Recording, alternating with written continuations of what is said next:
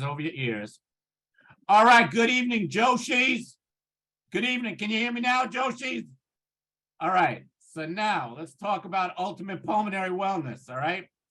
So we talk a lot about, and a lot of people talk a lot, so I'm now, everybody who's alive thinks they need to have a webinar about how to live well with respiratory disease. And I hold no grudges against them, okay? But let's remember who was first. Just kidding. But let's talk like this. So when I talk about ultimate pulmonary wellness, okay, I always say that there are 5 things that matter most. And when I say matter most, it's not that they matter most to every single human being, okay? But in my experience, which is, considerable, I've been doing what I do now. In May, it's going to be for 31 years, okay? 31 years of ultimate pulmonary wellness. I have found that there are 5 things that basically give you the most bang for your buck, right? So when we want to get in shape, we're all looking for that magic pill, the magic bullet, the quick fix. We're all looking for that secret that is going to allow us to eat whatever we want, never exercise, basically lay around on the couch watching TV and still get in shape and have 6-pack abs, right? So as soon as that is found, I will have gotten my life right, okay? But the point is, all right, someone's telling me else that my sound quality is not good. Is there anyone who thinks the sound quality is not good? Raise your hand. So? All right, let me see what I could do. I know I'm not a good judge of quality, but it's maybe you're not close enough. I don't know. It sounds fuzzy and bubbly, and you're usually very clear. Put your ear a little closer to the screen. Can you hear me now? All right. So listen, I'm done joking around. Okay, I'm done joking around because I got a lot to say tonight. So I'm gonna restart. Curtain. All right, ladies and gentlemen. So we talk a lot about the concept of ultimate pulmonary wellness. And when I talk about ultimate pulmonary wellness, I tell you about things that I believe are, I wouldn't say that they're the 5 most important, but I call them the 5 most important things because in my experience, they give you the most bang for your buck, right? Like we can all go on Amazon and say like best lung supplement, or we could go on Amazon and we can say, best lung exerciser, or we could go on Amazon and we could say best lung health. And we're going to find different devices. We're going to find pills. We're going to find drinks. We're going to find all these different things.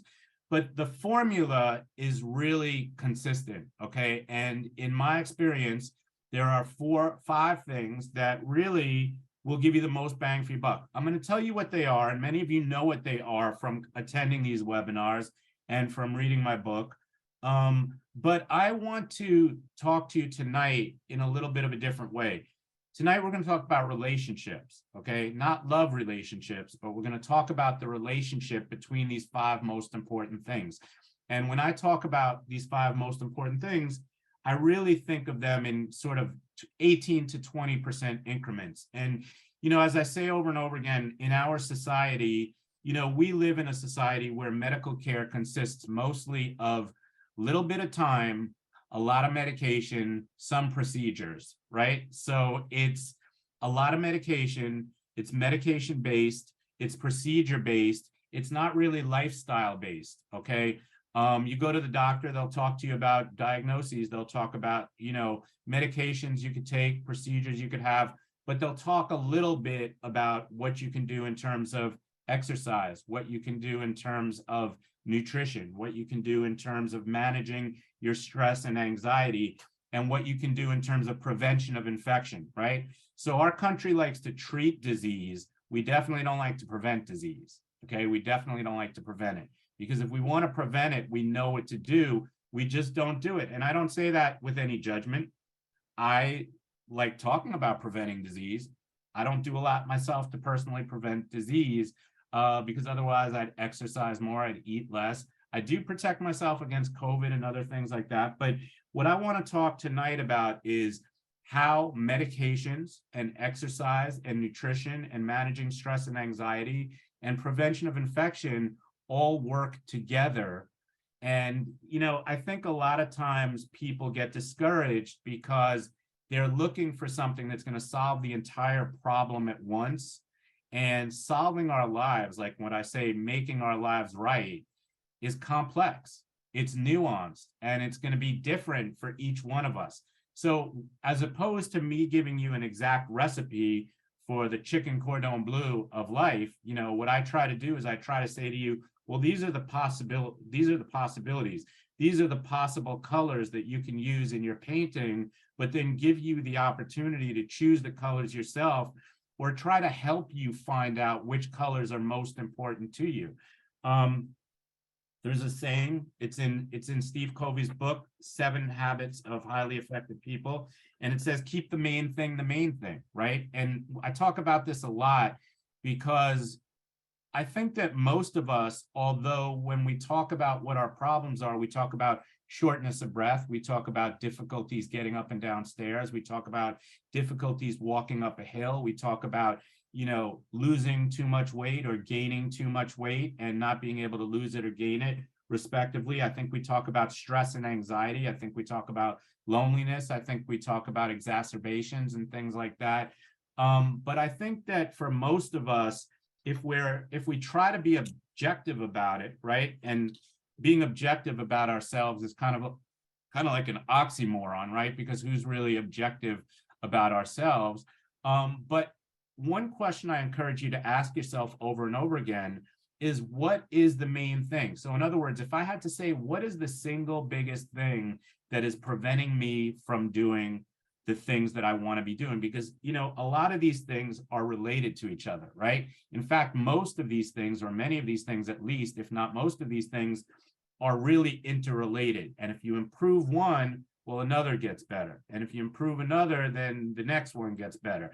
And so I always encourage people to try everything and to try different things and to see, well, which ones work best for you. And again, I ask you to ask yourself, what is the main thing? And I'll just give you one example of that, okay?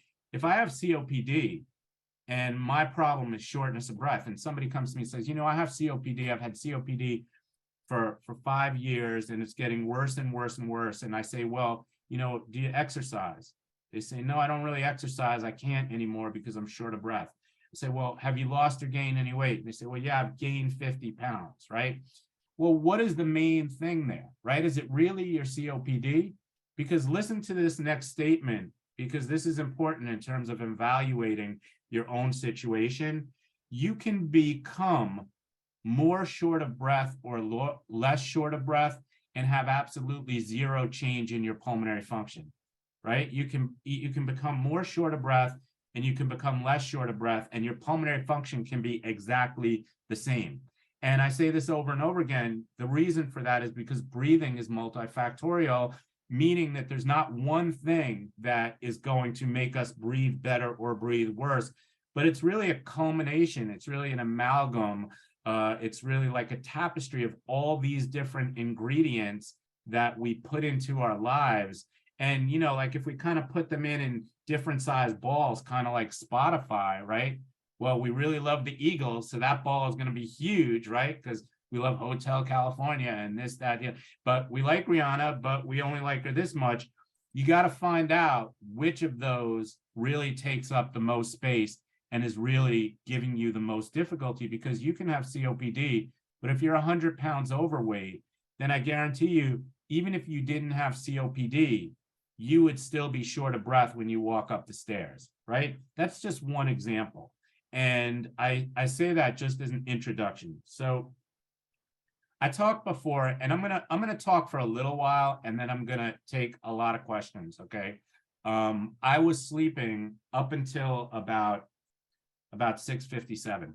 So that's why it took a little long time. I was asleep, and then I got a phone call saying, are you coming to the lecture? And so as soon as this Red Bull kicks in, I'm really gonna get going, but hang on. But the point is this, and what I want you to really think about tonight is, what are my top 3? right? And how do we figure out what our top three are? And how do we make sure that we're at least addressing the top three? So how many people have been to rehab before? Pulmonary rehab. All right. How many people have been to drug rehab? Just kidding. Either way, no judgments, okay? But the idea is, how many people have been asked this? How hard are you working? Right? We ask you about an RPE scale. That's called rating of perceived exertion. And it usually either goes from 1 to 10 or 6 to 20. We'll say, how hard are you working? And it could be very, very light, fairly light, somewhat hard, very hard, or very, very hard, right? Who knows what I'm talking about? You with me? Show of hands. Okay. And then we'll ask about your shortness of breath. So say, how short of breath are you? And say very, very mild, fairly mild, somewhat strong, very strong, very. So a question that I ask myself a lot, or a question that I ask my patients a lot, I'll say to somebody, well, how hard are you working? And they'll say 13, somewhat hard. And then I'll say, well, how hard are you breathing? And they'll say 11, fairly mild, right?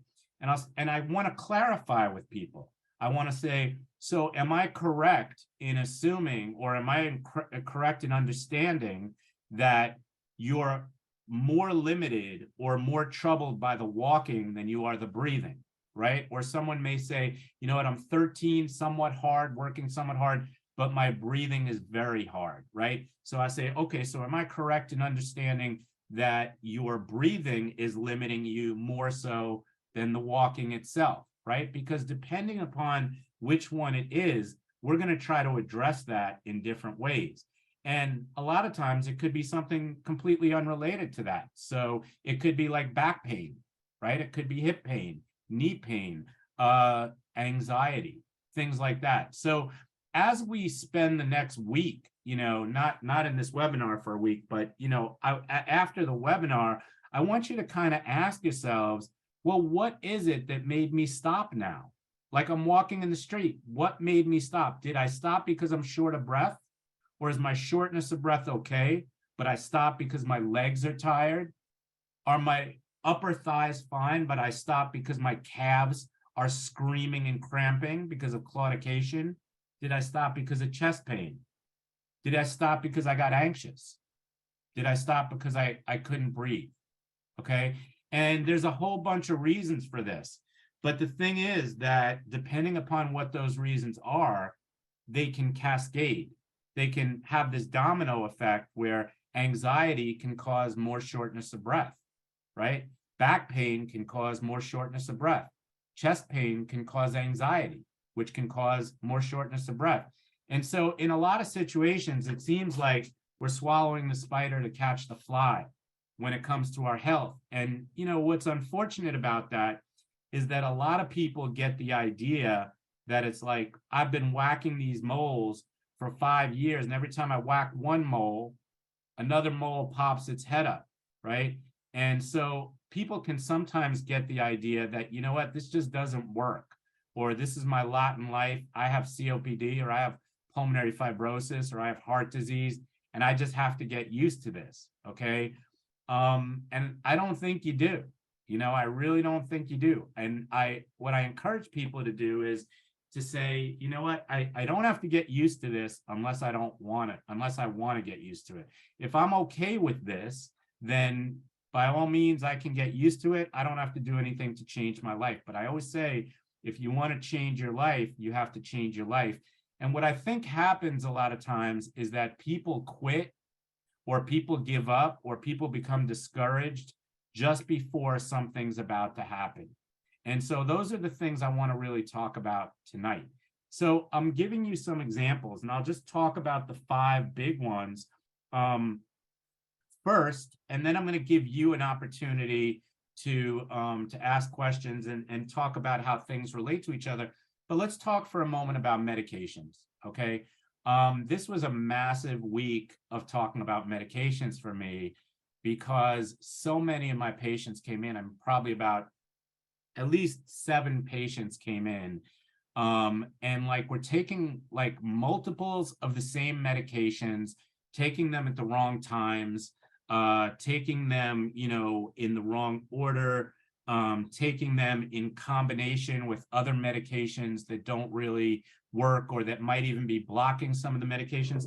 And if you're listening to this and saying, well, wait a second, there's an order that I'm supposed to be taking the medications. No one ever told me that. Or if they say, oh, there's a timing that I'm supposed to take the medications. No one ever told me that. Or if someone says, wait a second, some medications block other medications. No one told me that.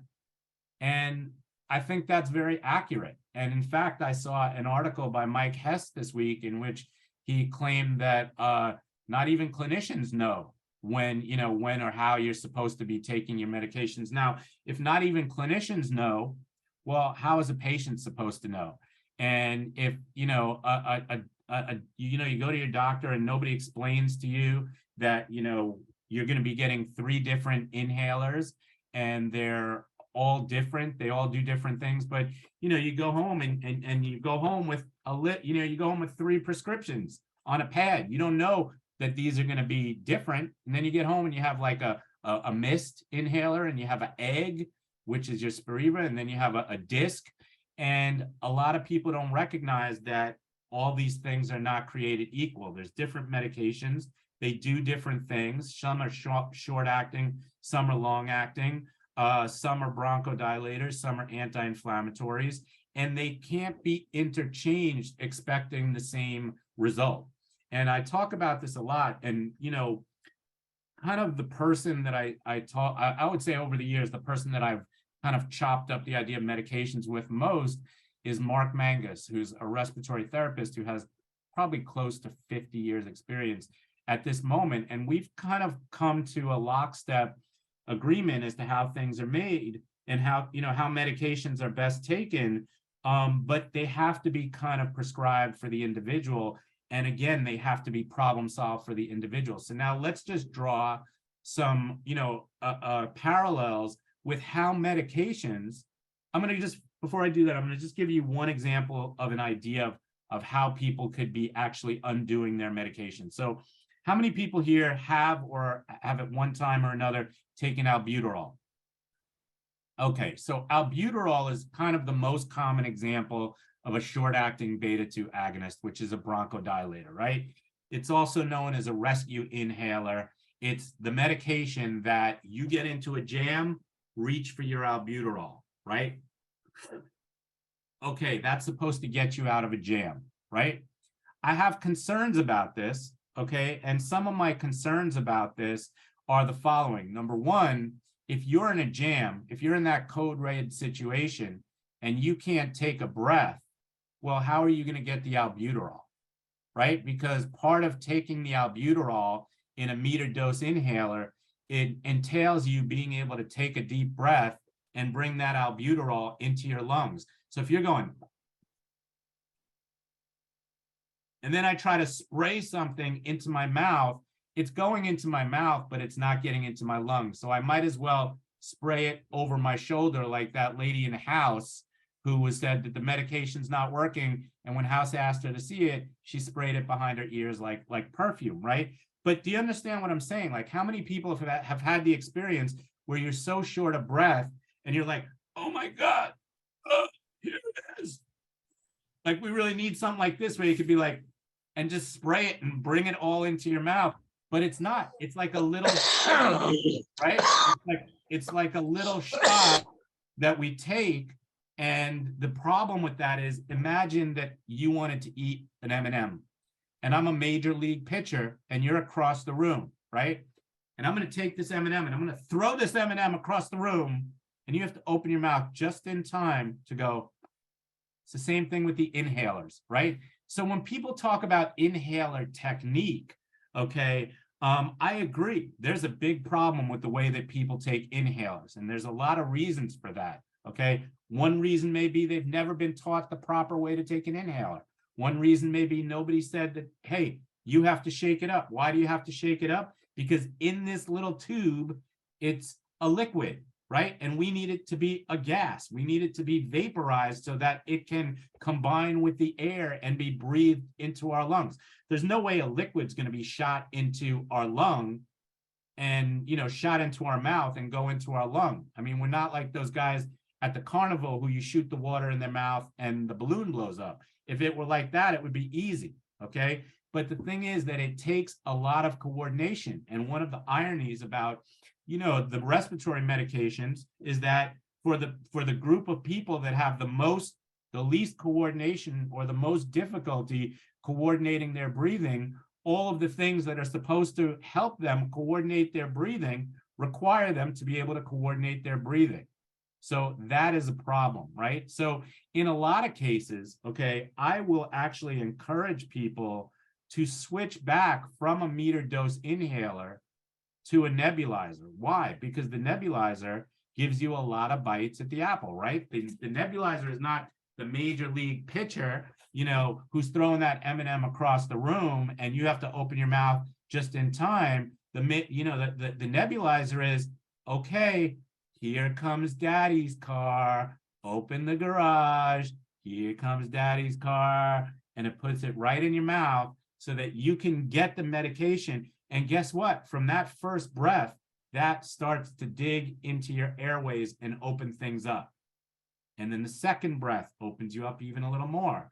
And the third breath, and the fourth breath, and the fifth breath. And after 10 minutes, not only are you getting better delivery of the medication and more of the medication, right? But you've also been doing breathing exercises, and you're doing the breathing exercises that actually help to relax the airways, okay? So again, if the medication is a problem, and if you're one of the people who say to me, you know what, I have this medication, but I don't think it's doing anything for me, then yeah, of course, I want to look at you and I want to make sure that, that you're taking it properly, okay? But I also want to consider, do you have the lungs and do you have the pulmonary function to really get the most benefit from this? And people study it all the time, right? People study how much medication is actually getting into someone's lungs, and the numbers are staggering, right? And they're not staggeringly high. They'll say the average person gets 30%, 20%. I mean, why are they even taking it if they're only getting 20%, right? So like, who's going to buy a bottle of scotch if it's only 20% full, right? Nobody. And it's the same thing, except that we keep getting prescribed these medications, knowing that, guess what? This may not be doing anything for me. And then the first thing that we think of is, well, let me see you do it, right? And so think about it. We definitely have to get past the trachea, right? So the windpipe is the trachea. And I could tell you this, nothing gets from the trachea into the bloodstream, okay? Which means that the air has to pass at least as much air as our windpipe. So in other words, the first 150 milliliters of air that you breathe in, that's just filler, right? So if we need to do this in order to get that medication into your lungs, but you can only do this, then there's no wonder that you're not feeling anything when you take the medication. How many people have that experience? Raise your hands. Enough, okay, a lot of people. So now here's another thing that a lot of people don't know. How many people have been told that you should take your albuterol before you take your long-acting medications to open up or to prime the airways? All right, a lot of people are told this, okay? Let me tell you what the problem with this is. So I have a patient this week who stopped taking her long-acting medications, or what wound up happening was she stopped taking Trelegy, right? But or the doctor said, you know what, take the short-acting bronchodilator before you take the long-acting bronchodilator. But let me tell you this. So if you have albuterol, which is a short-acting beta-2 agonist, beta-2 agonist is the kind of medication, the class of medication, and you take Symbicort, okay, which has a version of a long-acting beta-2 agonist in it, and you let the albuterol into the theater first, the albuterol is going to take all the good seats, right? So your 4 to 6 hour drug is going to be in all the good seats, and all the medication that was going to last you for 12 hours, they have to sit in the back if they even get in the theater, right? You following me? So what I'm saying is that they bind to the same binding sites. And so like if you take your short-acting beta-2 agonist first, well, you may have just blocked off all of your long-acting medication in Symbicort, right? And the thing about that is that people then say, well, you know what, these things don't work, or this medication that's supposed to last 12 hours is actually only lasting 2 hours or 3 hours or 4 hours. And part of the reason for that may be that you blocked all the medication that's supposed to last for 12 hours with the short-acting medication. Here's another thing. So sometimes what happens is people don't know that there's a difference between the medications, meaning that some are bronchodilators. Bronchodilators will help to relax and open up the airways and open up your lungs, right? Steroids or anti-inflammatories work over time. So in other words, albuterol, if you take it now, okay, it works fast. That's why it's a rescue medication, meaning it works in about 1 minute to 5 minutes, okay? But it only lasts 4 to 6 hours, okay? Ceravent, or the same medication that's in Symbicort, is supposed to last 12 hours, right? But let's say something like budesonide or Flovent, right? Fluticasone. Those are the steroids. And those things are anti-inflammatory, but they don't work right now. They work over the long term to help reduce inflammation. So in other words, if I get up in the morning and my airways are very tight and I take that steroid, nothing's going to happen now, right? I'm not going to feel better because the steroid works over days or weeks, right? So in that situation, it makes sense that you want to take some kind of bronchodilator to open up the airways first so that you're getting good delivery of the steroid, but you don't want to take a short-acting bronchodilator and then take a long-acting bronchodilator in the same class, because then you block it off. Are you guys following me on this? All right, so this is important, okay? And nobody talks about this. There's only one other person on earth that talks about this, and it's Mark, okay? And I don't hear anyone else talk about this. And when I hear patients ask questions of other clinicians about this, and they say, Noah said this, and Mark said this, the clinicians go, well, but, you know, how do you find these things out? Randomized controlled studies are great, okay? But they're not always practical, okay? And what a randomized control study will tell you is not going to apply to you. So, you know, what I do when patients talk to me about these different things is I say, well, look, let's see what you're doing. What's working, what's not working. If you're taking your albuterol right before you take your Symbicort, or right before you take your Trelegy, well, that's an easy one. Let's see what happens if you take the Symbicort or the Trelegy without taking the blocking agent first, right? And if that's better, we can always fill in with the blocking agent later. Anyway, I talk about medications a lot, okay? And I'm going to go to a lot of questions soon. But I talk about medications a lot, and we have this talk a lot, and this is also in the book, okay? But let's talk about exercise, okay? And we're going to go right down the line, and we're going to do it like the old lady who swallowed the fly. So the fly is the medications. We've talked a little bit about some of the things that can go wrong in how you take your medications. Now, how many people think there's a relationship between how and when you take your medications and activity, right? I say activity because it's not just exercise, right? But it's going to the grocery store, or going to sleep, or putting in the laundry, right? And again, we're talking about relationships now. So we've talked about each of these things in individually ad nauseum, okay? But now we're going to talk tonight specifically about how each one affects the other. So how many people here take some medication? Raise your hand. Everyone should raise your hand for this if you take some medication, and also exercise. Keep your hand up. If you take your medication, but you don't exercise, put your hand down. All right. If you exercise, but you don't take any medication, put your hand down. If you don't exercise and you don't take any medication, put your hand down. All right. What is the relationship between exercise and medication? Okay. What is the exercise between medication and shortness of breath? What is the relationship between exercise and shortness of breath? Okay. So listen to what I'm about to tell you. I'm going to tell you some facts simple. I'm going to make them one sentence or less facts. And then we're going to see how they relate to each other. So true is raise your hand, false is hand down. Okay, true or false?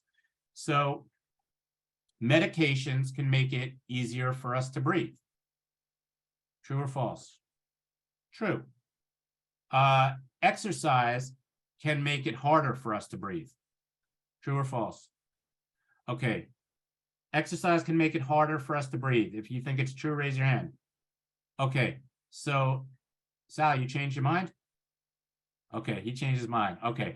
All right. So, so now look at this. How many people think that exercise can make it easier for us to breathe? Okay. So we're talking about now we could say this, okay? We could say the same thing and say exercise can raise our blood pressure, right? Because our blood pressure goes up acutely during exercise, but over the long term, exercise lowers our blood pressure, right? When I say exercise can make us more or less short of breath, there are certain exercises that you can do, and they have to be done right that will make it easier for you to breathe, okay? So for example, how many people get short of breath when they walk up the subway steps?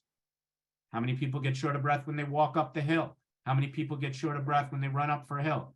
Or when they run for the bus, I mean. I say this joke all the time. It's corny, but I love it. It's the New York City Pulmonary Triathlon. Walk up a flight of subway stairs, walk up a hill past CVS, run for the bus. Okay, but the thing is that if we do exercise right, meaning if we open the door to our house and we get out and we start fast, well, that can make us more short of breath. How many people find that if they get out and they start walking fast, they get more short of breath?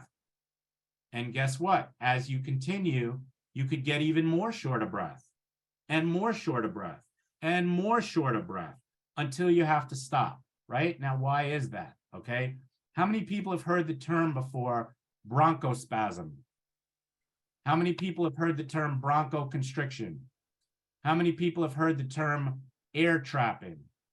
How many people have heard the term dynamic hyperinflation or hyperinflation and dynamic hyperinflation? All right, so let me explain it to you like this. Imagine the 192 of us are in a movie theater together, and all of a sudden someone runs in and says, "Fire! Everybody quick, get out of the movie theater." What's going to happen? We're all going to run for the doors, right? And some people are going to get out, and a lot of us are going to get backed up, right? And this line behind the door is going to get backed up and backed up and backed up. And the same thing happens with our airways, right? So if we ask our airways to blow out hard and fast and we go, "Airways, fire, get out of here." And we go, our airways narrow and our airways go into spasm and our airways constrict and our airways can become hyperinflated. This is why when we do a pulmonary function test, they ask you to take a deep breath in and blow out as hard. You know, first we ask you to blow out gently, right? So take a deep breath in and let the air out, blow, blow, blow, blow, blow. Then it's like take a deep breath in and blow, blow, blow, blow, blow, blow, blow. Because the harder you blow and the faster you blow, the more airway trapping you get, the more bronchoconstriction you get, the more hyperinflation you get. Right? So how many people have been taught a proper breathing technique in which you smell the flowers, right? Raise your hand if you've been taught to smell the flowers, and keep your hand up if you've also been taught to blow out the candles. Okay, so you've been taught to blow out the candles.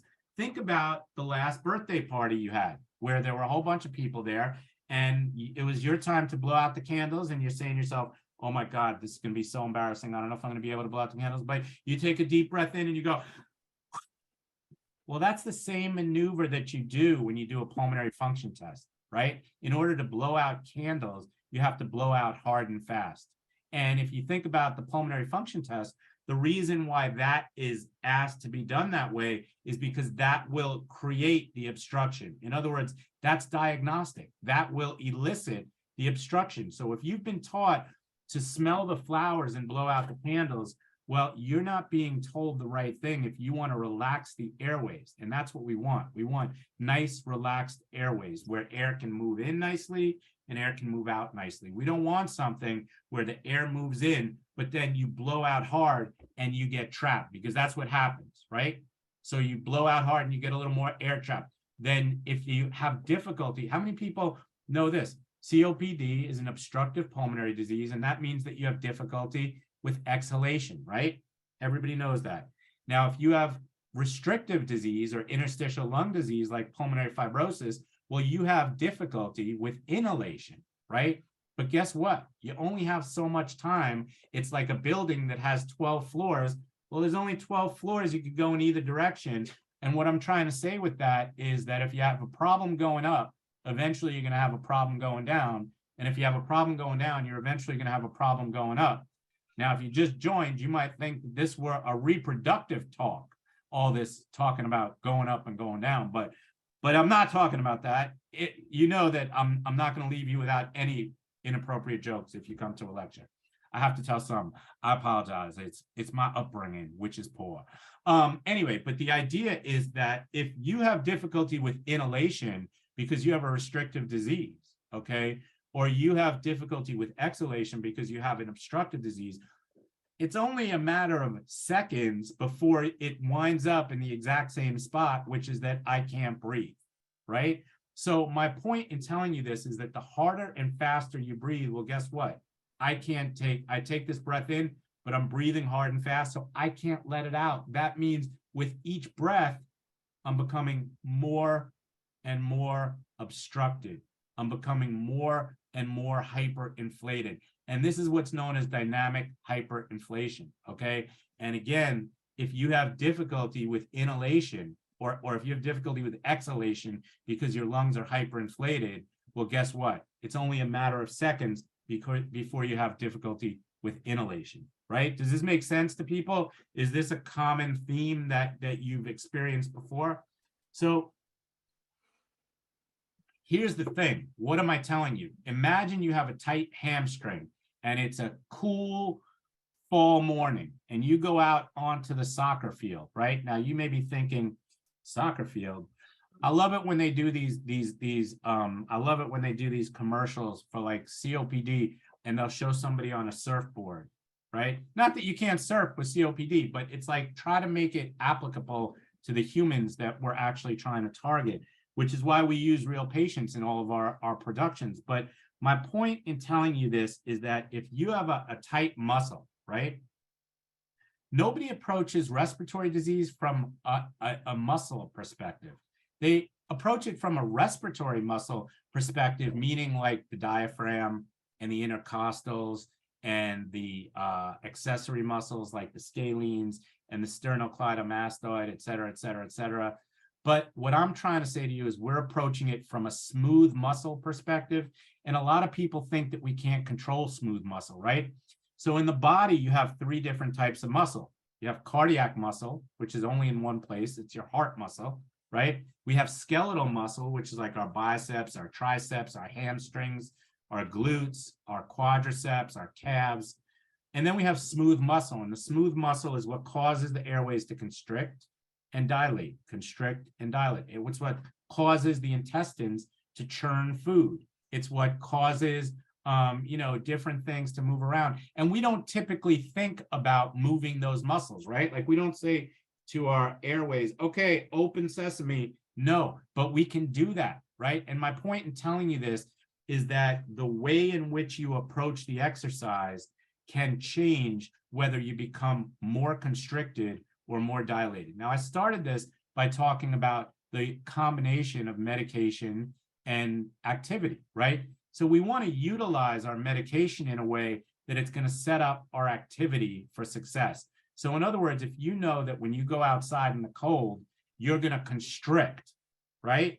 Because that's what happens to most people. And when you think about it, our airways constrict and dilate for a purpose, right? Like nothing happens by accident in our body. Our airways constrict because if it's too cold outside, our body doesn't want all that cold air going into our lungs because it's going to make us too cold. Our airways constrict because if you're standing out on Fifth Avenue and a bus comes by and spits that exhaust right in your face, your body doesn't want that to come into your lungs where it's going to be poisonous to you. So it constricts it and it produces mucus to catch it. and it helps, it causes you to cough to get it out of your body, right?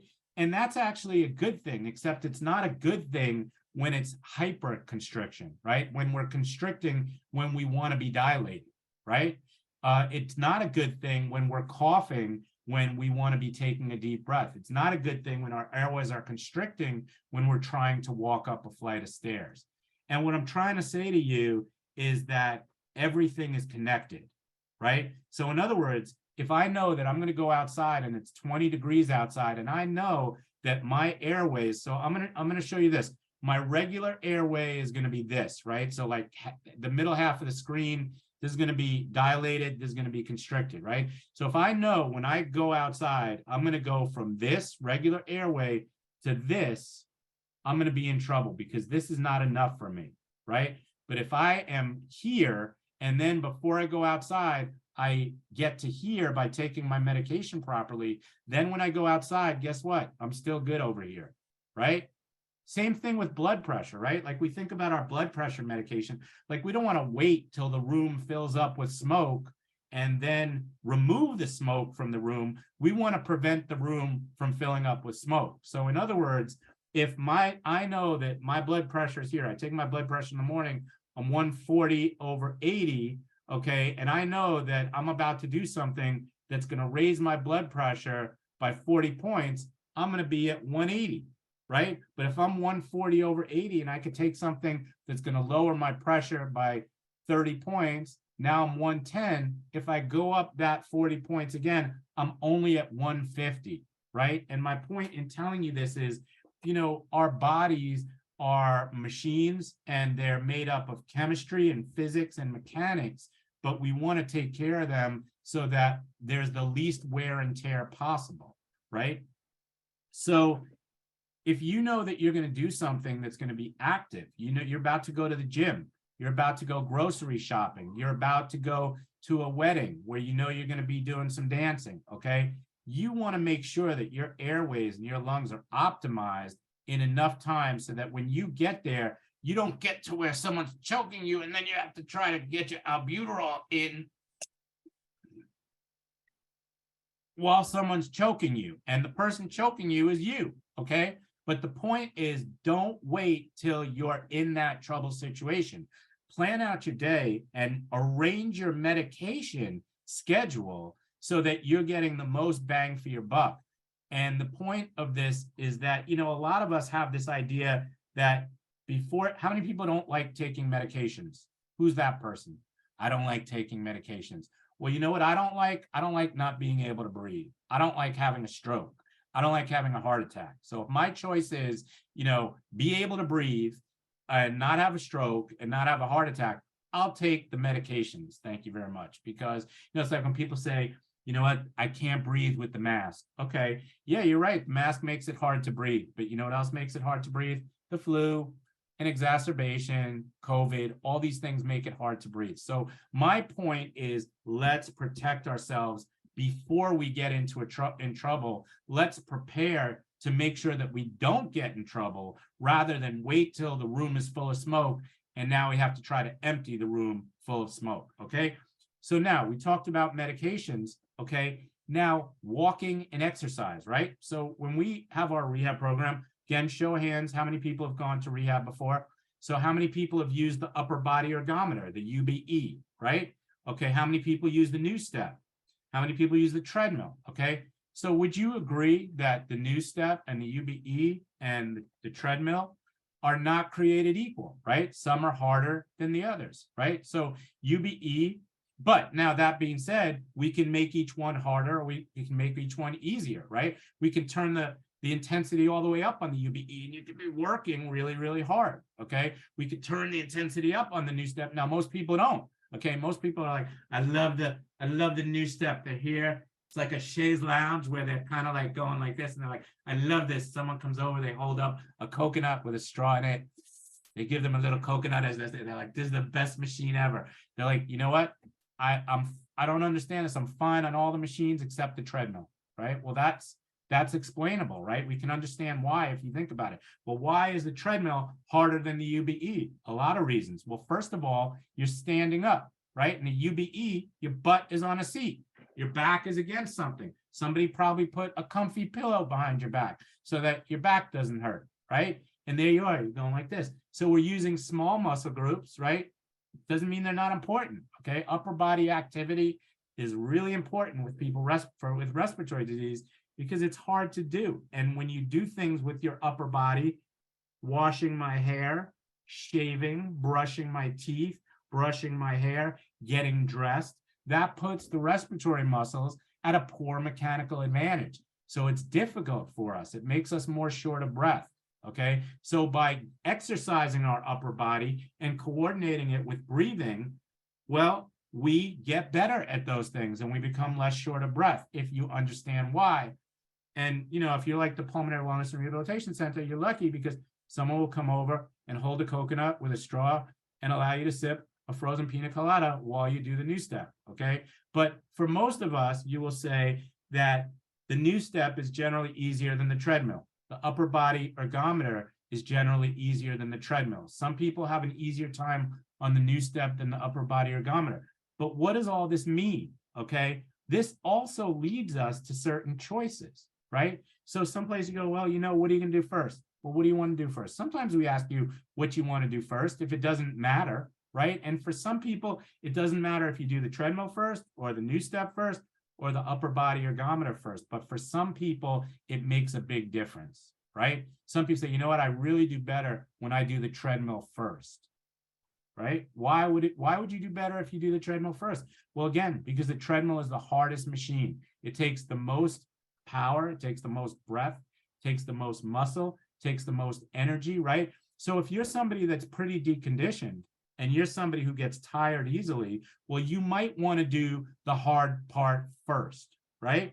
So you might want to get the treadmill out of the way first when you're fresh, when you're feeling strong, then you do your UBE, then you do your new step, and someone comes over and holds up a coconut and gives you a sip of a pina colada, okay? That's very reasonable, okay?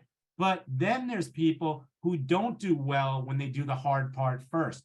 And this has to do with what I was saying before, which is that if you go out and you start walking quickly right away, well, if I get out and I go fast, well, that's going to cause my airways to constrict, right? And the more I push and the more my airways constrict, the harder it gets to breathe. And the harder it gets to breathe, the harder I work to breathe, and the harder I work to breathe, the more I constrict, and then my airway is just like this small, right? So I've gotten out, now I'm in bronchospasm, right? So for that person, it may not be best for them to do the treadmill first because doing the treadmill first may make it more difficult for their airways to relax. And here's another thing, the first 1 to 15 minutes of exercise are the least efficient, right? You know, when your body uses exercise the least efficiently, first 15 minutes, first few seconds, right?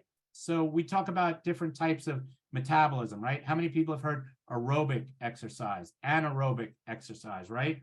And then there's something else. There's something called stored phosphagens, right? And what that means is that if I come over and I put my hand on something hot, right? Like a stove, I don't have to go through the aerobic metabolism pathway to remove my hand, because if I did, I'd be like, oh no, what's happening now? We better transfer this hydrogen ion. This hydrogen ion better combine with this OH. Oh no, we're going through the Krebs cycle. Oh no, and my hand would be burning this whole time that I'm doing that. But we have stored phosphagens in the muscles so that if something happens, I could go like this, and I don't have to do either anaerobic metabolism or aerobic metabolism. And when we talk about metabolism, we're talking about different energy sources, right? So if you think about like a 40-yard dash, okay, a 40-yard dash is not aerobic, right? So we may know people who are great sprinters and they can run the 40-yard dash really fast, but they can't run a mile because they don't have good aerobic metabolism. And we may know people who can run 26.2 miles, but they have to take it slowly, okay? I make sure that I do the New York City Marathon at least once every 3 years. I do it in my car, but I just make sure that I get those 26.2 miles under my belt.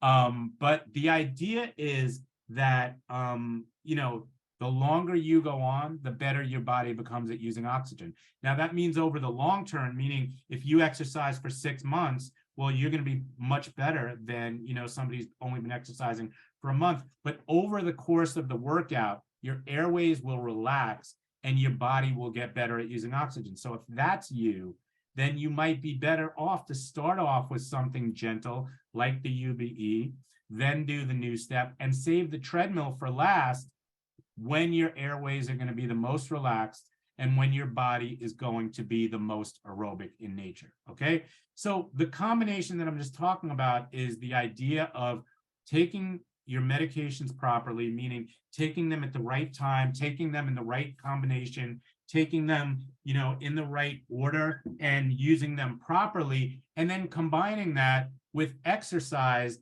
in the right way. And then 2 becomes better than 1 + 1, right? So in other words, taking your medication alone is one thing. Taking your exercise alone is another thing. If you do them both in combination and you do them both properly, well, that magnifies and multiplies the benefit of them. I'm going to go to some questions and then I'm going to move on. That's a lot of questions. Sound quality is not good. You keep fading out and are fuzzy. Can't hear. I hear you fine. It's perfect here. I hear you just fine. You are very clear. Out on the Oregon coast is good here. Audio is fine. It's hard to do. Move when feeling ill. Takes time to recover infections. Hard to PT and eat well when sick. All right, so let's talk about this. It's hard to do things and move when I feel ill. It takes time to recover from infections. It's hard to do PT and eat well when you're sick. Absolutely right. Absolutely right. Okay. But we're not going to change this, right? Like, it's not going to be like, hey, you know what? We need a pill that makes it feel good when we're sick, right? If it felt good when we were sick, everybody would want to be sick. It takes time to recover from infections. Absolutely. It takes time to recover from infection. So if you cut your arm, okay, well, there's a whole healing process that goes on, okay? And if you break your arm and you're in a cast for, 2 months, in addition to your arm growing super hairy under that cast, well, the muscles that you haven't been using for those 2 months come out and they're weak and they're stiff. And the thing is that COPD or pulmonary fibrosis or pulmonary hypertension or heart disease or diabetes or any of these things, they're full body conditions, right? They may affect our lungs or our heart, but they affect the whole body. And so if you have a pulmonary exacerbation and you spend a month in bed, well, guess what? Yes, your cardiovascular system is affected. Your respiratory system is affected. Your muscular system is affected. Your skeletal system is affected. Your endocrine system is affected, right? And all those things have to recover in order for us to get better. And the other thing about that is we're only going to be as strong as our weakest link, okay? So you will only heal as quickly as your slowest system. And that's something that I have to try to get into people with long COVID, get people with long COVID to understand over and over again, is that you're only going to heal as quickly as your slowest system. So in other words, your muscles may get stronger faster than your heart, but if your heart is your limiting factor, then that's going to set the limit on how fast you're going to heal. And that's what I mean when I say keep the main thing the main thing. And that's what I mean when I say it's important to isolate and figure out what is the main thing so that we can prioritize that main thing. So you're right. It's hard to do things and move when you're feeling ill, right? But exercise and health and meditation and good nutrition and taking the right medications, that stuff is all like putting money in the bank, right? So every time we do something good for ourselves, that's restorative, that's regenerative, that's rehabilitative, like exercise, like take our medications properly, like manage our stress and anxiety, like wash our hands and prevent infection, all that stuff is like putting money in the bank, okay? When we get sick or when we do things that aren't good for us, when we watch 27 episodes in a row of the Mindy Project in a fully reclined position as we eat potato chips, okay, that is not regenerative. That is not restorative. That's like making a withdrawal. If we smoke, that's a big withdrawal. If we are stressed out of our minds, big withdrawal. If we don't take our medications properly, big withdrawal, okay? And think about it, okay? The more money you have in the bank, the more you invest, okay, over time, okay, the less it's going to bother you when you have to unexpectedly buy a hot water heater, right? So the thing is that everything is relative, okay? And the more you put into this, the more you invest, the greater the reserve you have. When you get sick, it doesn't matter how sick you get. It doesn't matter if you get big sick or little sick. It doesn't matter if you get pneumonia or a cold. The more you start with, the greater your reserve, right? So everything will be tempered by those things. And again, I said it before, we don't live in a preventative society, right? We live in a treat the disease society. We don't believe in a go slow, tap on the brakes periodically. We believe in pull the person off the side of the road once they crash, okay? Now, here's the thing. Life is a lot like chutes and ladders, okay? It takes a lot to climb. It takes a lot to climb. It takes a lot of effort to get into shape, right? So we've been working out. We've been going to rehab for 3 months, and we're getting in shape, and we're doing this, and we're doing that, okay? But the other thing is that the second we stop, guess what? Very easy to go down that chute, right? Very easy. So it's like we climb, we climb, we climb. One slip up, whoosh, right down the ladder. But what do? Okay, it's very easy to get discouraged when that happens, right? You say to yourself, damn, I've been going to rehab for 3 months and then I got COVID, okay? Now I'm back to where I started from. You're not really back to where you started from, okay? But the key is you have two choices. You could quit and you can forget all the things that you've been doing to help yourself, or you could start climbing again, okay? And, you know, look, I've been there physically, I've been there emotionally, I've been there financially, and business-wise, okay, I've built pulmonary centers that get knocked down by the government, and I build again, only to have something else happen, and I build again, only to have something else happen, and I build again, only to have something else happen. It's like an ant that builds up this hill, and then somebody comes, knocks down the hill, and the ant immediately starts building again, okay? Think of it like sandcastles, okay? Now, we can build a sandcastle, we can build a beautiful sandcastle, and we can, you know, it can come and it could get knocked over or it could get washed away by the water. It doesn't take away that we built the sandcastle, okay? I saw a saying today, it said, you are going to do something and it may not be seen, but just because it's not seen doesn't mean that it's not important, okay? And it doesn't mean that there's no value to it, and it doesn't mean that it's not worth doing. And it doesn't mean that even if you try something and it doesn't work, that it's not worth trying again, or it's not worth trying something different. Like, one thing I love is I love it when a patient comes to me and says, you know what, I've been to 10 different doctors and nobody can figure this out. That's my dream. Because then I'm like, you know what, we're going to figure this out. And we figure it out. But my point in telling you this also is that, you know, things are going to happen. Okay. And a lot of people have this idea that, you know, COPD or pulmonary fibrosis or heart disease or any other type of lung disease is a progressive disease, and you're just going to get worse and then you're going to die, right? Because that's how it's presented. It's presented sometimes like that by, well, this is a chronic progressive disease. It gets worse over time and then you die. Or you go to the internet and it says chronic progressive disease. You have 3 years to live. Wait, I've been misdiagnosed for 2.5 years. Does that mean I only have a half a year to live, right? But the idea is nobody really knows, okay? And the thing is that the only thing that will guarantee that you're not going to get any better is if you just stop trying. As long as you know, even if you're staying in the same place, if you're fighting against that tide, but staying in the same place, that's a victory. You're not losing ground. And I always say to people that if I see somebody a year later or 2 years later and their pulmonary function is exactly the same, that's a huge victory. Okay, back to questions. How to exercise when ADL with meds and O2 makes me so short of breath. I love exercise. Former athlete. Okay, so we talk about ADL, activities of daily living, right? Meds and oxygen, right? So in other words, if I know that I'm going to clean the house now, okay, which if you saw my house, you'd know that that's probably not going to happen, right? I'm using this as a hypothetical, okay?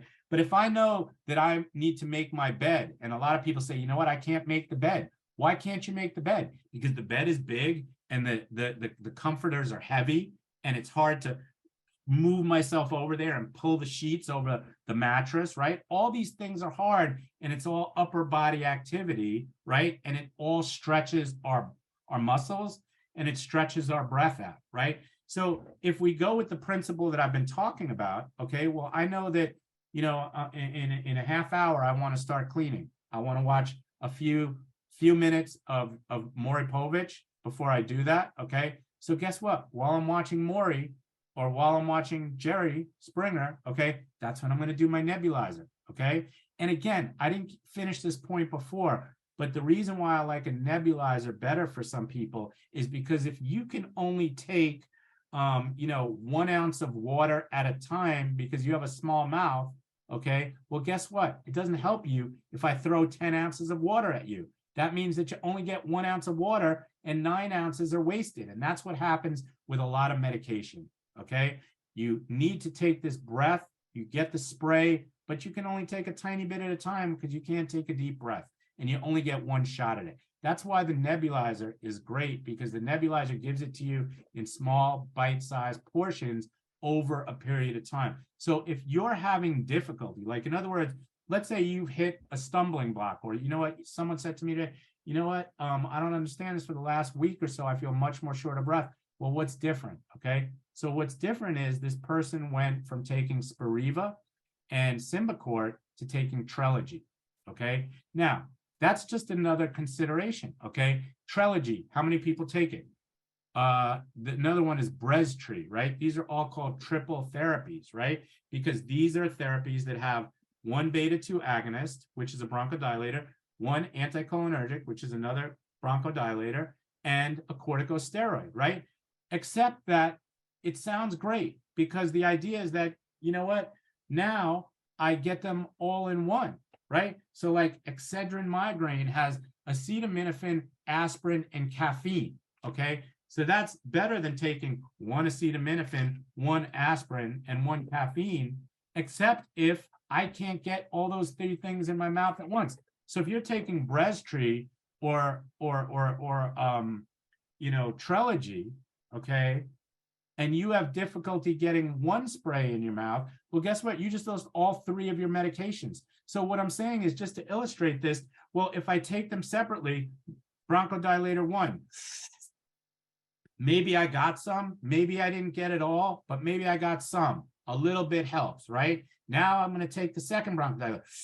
Okay, maybe I didn't get it all, but maybe I got some. Okay, now I'm going to take the steroid. Maybe I didn't get it all, maybe I got some. But if it's all coming at once in 1 Trelegy or 1 Breztri, and I miss it, well, guess what? Now you missed them all. So is it any wonder why people are taking these medications that they're saying, hey, I don't feel anything, or I don't think they're doing anything for me? When somebody says, I don't think these medications are doing anything for me, most people or most clinicians will say, okay, let me make sure that you're doing it properly. Okay. So, okay, let's see you do it. Okay, do you use a spacer? So let's use a spacer. A spacer is going to help. It's not the be all and end all. Okay. It's not the be all and end all. So a spacer is not going to get you from 20% of your medication to 90% of your medication. Okay. But if somebody says, you know what, let me see you do it. Okay. You're doing it properly. Okay. You're taking them in the right order. Okay. You're timing them out properly for maximum benefit, but you're still not feeling anything. I say go to a nebulizer. Okay. And break them back into their individuals where you get a lot of shots at it. Okay. And think about the nebulizer. The breath goes in, the breath goes out. When the breath goes in, the medication goes in, it digs a little bit, right? Digs through the mountain. We get the next breath, digs a little more, digs a little more, opens a little more, opens a little more, opens a little more. So consider that, okay? A lot of people consider a nebulizer to be a step backwards, okay? Or as another example, when we talk about, walking, okay? If somebody's not comfortable walking because they get so short of breath, or they're not comfortable walking because their legs get tired, or they're not comfortable walking because their balance is off, I say to people, get a rolling walker, okay? Get a rollator, okay? And again, a lot of people see that as going from a cane to going to a rollator as a step backwards, right? Except it's really a tool. It's really a catalyst, because by using a rolling walker, a couple of different things happen. Number one, we fix our arms. And when we fix our arms on something, right, which is why when people get short of breath and they lean forward on something, right, that feels better for them, because when you fix your arms like this, instead of the chest, back, and shoulder muscles doing this, instead you fix your arms and those same muscles work in reverse to help you take a deep breath. So there's many, many different ways to accomplish the same task, right? But you have to know how to do it, and you have to work with people who are willing to try to Rubik's Cube around or find your own personal Da Vinci Code that is going to work best for you. So that's medications, and that's, you know, that's exercise. Okay. Now let's talk about this. Nutrition. Okay. How many people think that nutrition has something to do with how well or how poorly we breathe? Okay. So how does it do that? There's a lot of ways. So there's the short term and there's the long term. So first, let's talk about the long term, right? We need nutrition. We need protein to build muscle. We need fat. We need carbohydrates for energy, right? So over the long term, nutrition can determine how much we weigh. Are we overweight? Are we underweight, right? But in the short term, the meal, okay? In my book, I talk about this situation in which somebody says, you know, I don't understand this. I walked to the restaurant and everything was fine. I had dinner with my wife, and on the way home, I had to take a cab 2 blocks because I was so short of breath, right? And he said, I don't understand this. How did that happen? I said, well, what did you eat? Did you have a drink? Yes, I had a martini. Okay, martini has alcohol in it. Alcohol is a central nervous system depressant, right? It's a respiratory depressant. So I had 2 martinis. Guess what? Breathing goes down, right? Now, what else did you have? Did you have an appetizer? Yes. Fried calamari. Okay. Did you have sauce? Yes. Okay. Fried calamari. Now think of it like this. Here's some anatomy. Here's our lungs, right? Underneath our lungs is the diaphragm. The diaphragm is a dome-shaped muscle. It contracts downward. When it contracts downward, that creates a negative pressure that inflates the lungs, okay? Underneath the diaphragm, okay, is our gut, our intestines, right? And think about it like this. We are like Dexter, we're serial killers, right? And in one suitcase, we have our intestines, our diaphragm, and our lungs, right? And they are all competing for space. And the lungs want to push down against the diaphragm, and the diaphragm wants to push down against the gut. But the gut also wants to push up against the diaphragm, and then the diaphragm wants to push up against the lungs. So what does that mean? Now I got calamari in my belly, right?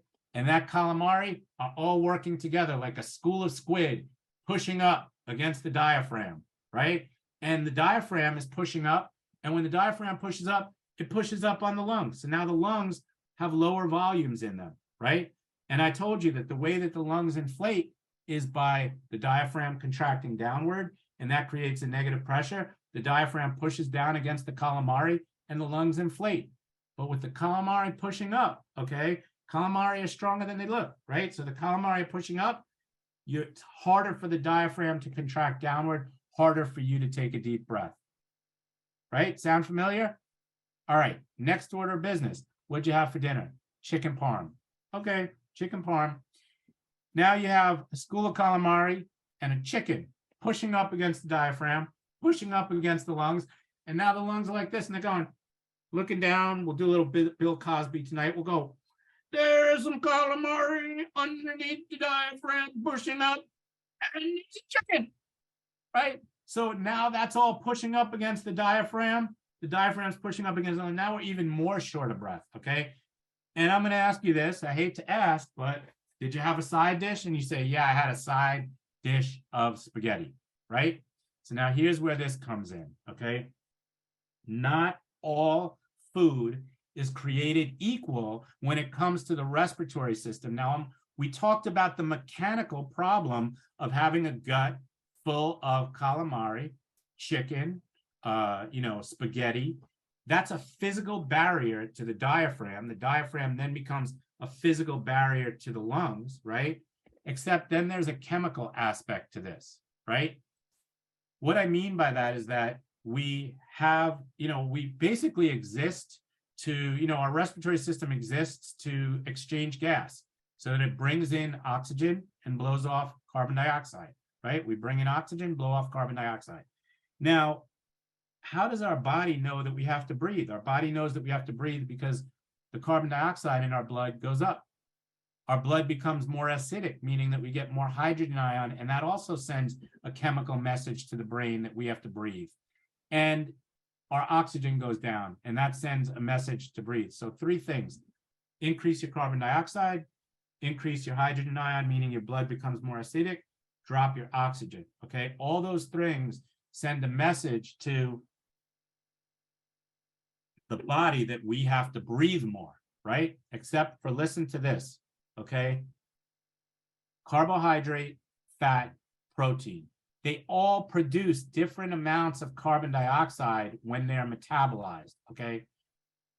And what I mean by this is that when you eat carbohydrates, your body produces a lot of carbon dioxide, right? So your carbohydrates of all the macronutrients will produce the most carbon dioxide. So if you have a big bowl of pasta, okay, in addition to a school of squid and a chicken pushing up against your stuff, you now have this chemical increase in carbon dioxide, and that sends a signal to your brain that says, hey, we got a situation here. We got a lot of carbon dioxide in this blood, and we have to get rid of this carbon dioxide. So you better up the breathing, right? So our body's telling us we need to up the breathing, but we can't up the breathing because now we're fighting against a diaphragm that's being pushed up by a school of squid and a chicken, right? So think about that, okay? So now there's a chemical reason and a mechanical reason. And remember what we talked about before when I said that the harder you work to breathe, the harder it becomes to breathe. So I walked to the restaurant, I was perfectly fine, right? Then I ate the calamari. Then I've been drinking this alcohol, which brings breathing down, okay? Ate the chicken, which is pushing up. The calamari is pushing up. Then I ate the pasta, and this pasta filled our bloodstream with carbon dioxide. And now I have to breathe more to get rid of all this stuff, except now the harder I work to breathe, the more bronchospasm I get and the more difficult it becomes to breathe. You see how this is all connected? This is like one connected story that I'm telling you. I'm telling you that Goldilocks and the 3 bears meet up with Red Riding Hood and the wolf. And, this stuff is all connected. So we have to break into this cycle at a certain point in order to make things work. And we have to do it over time. Now, here's another thing. Anxiety, okay? How many people get nervous when they get short of breath? How many people get nervous when they can't breathe? I do, okay? If you don't get nervous when you can't breathe, something's not right, okay? So when you get nervous, right? So you're walking out in the street, and now let's connect some more dots. We walk out in the street. We didn't take our medication this morning, right? The cold air hits us. Our airways constrict. We get short of breath. We get more anxious, okay? When we get anxious, do we breathe faster or slower?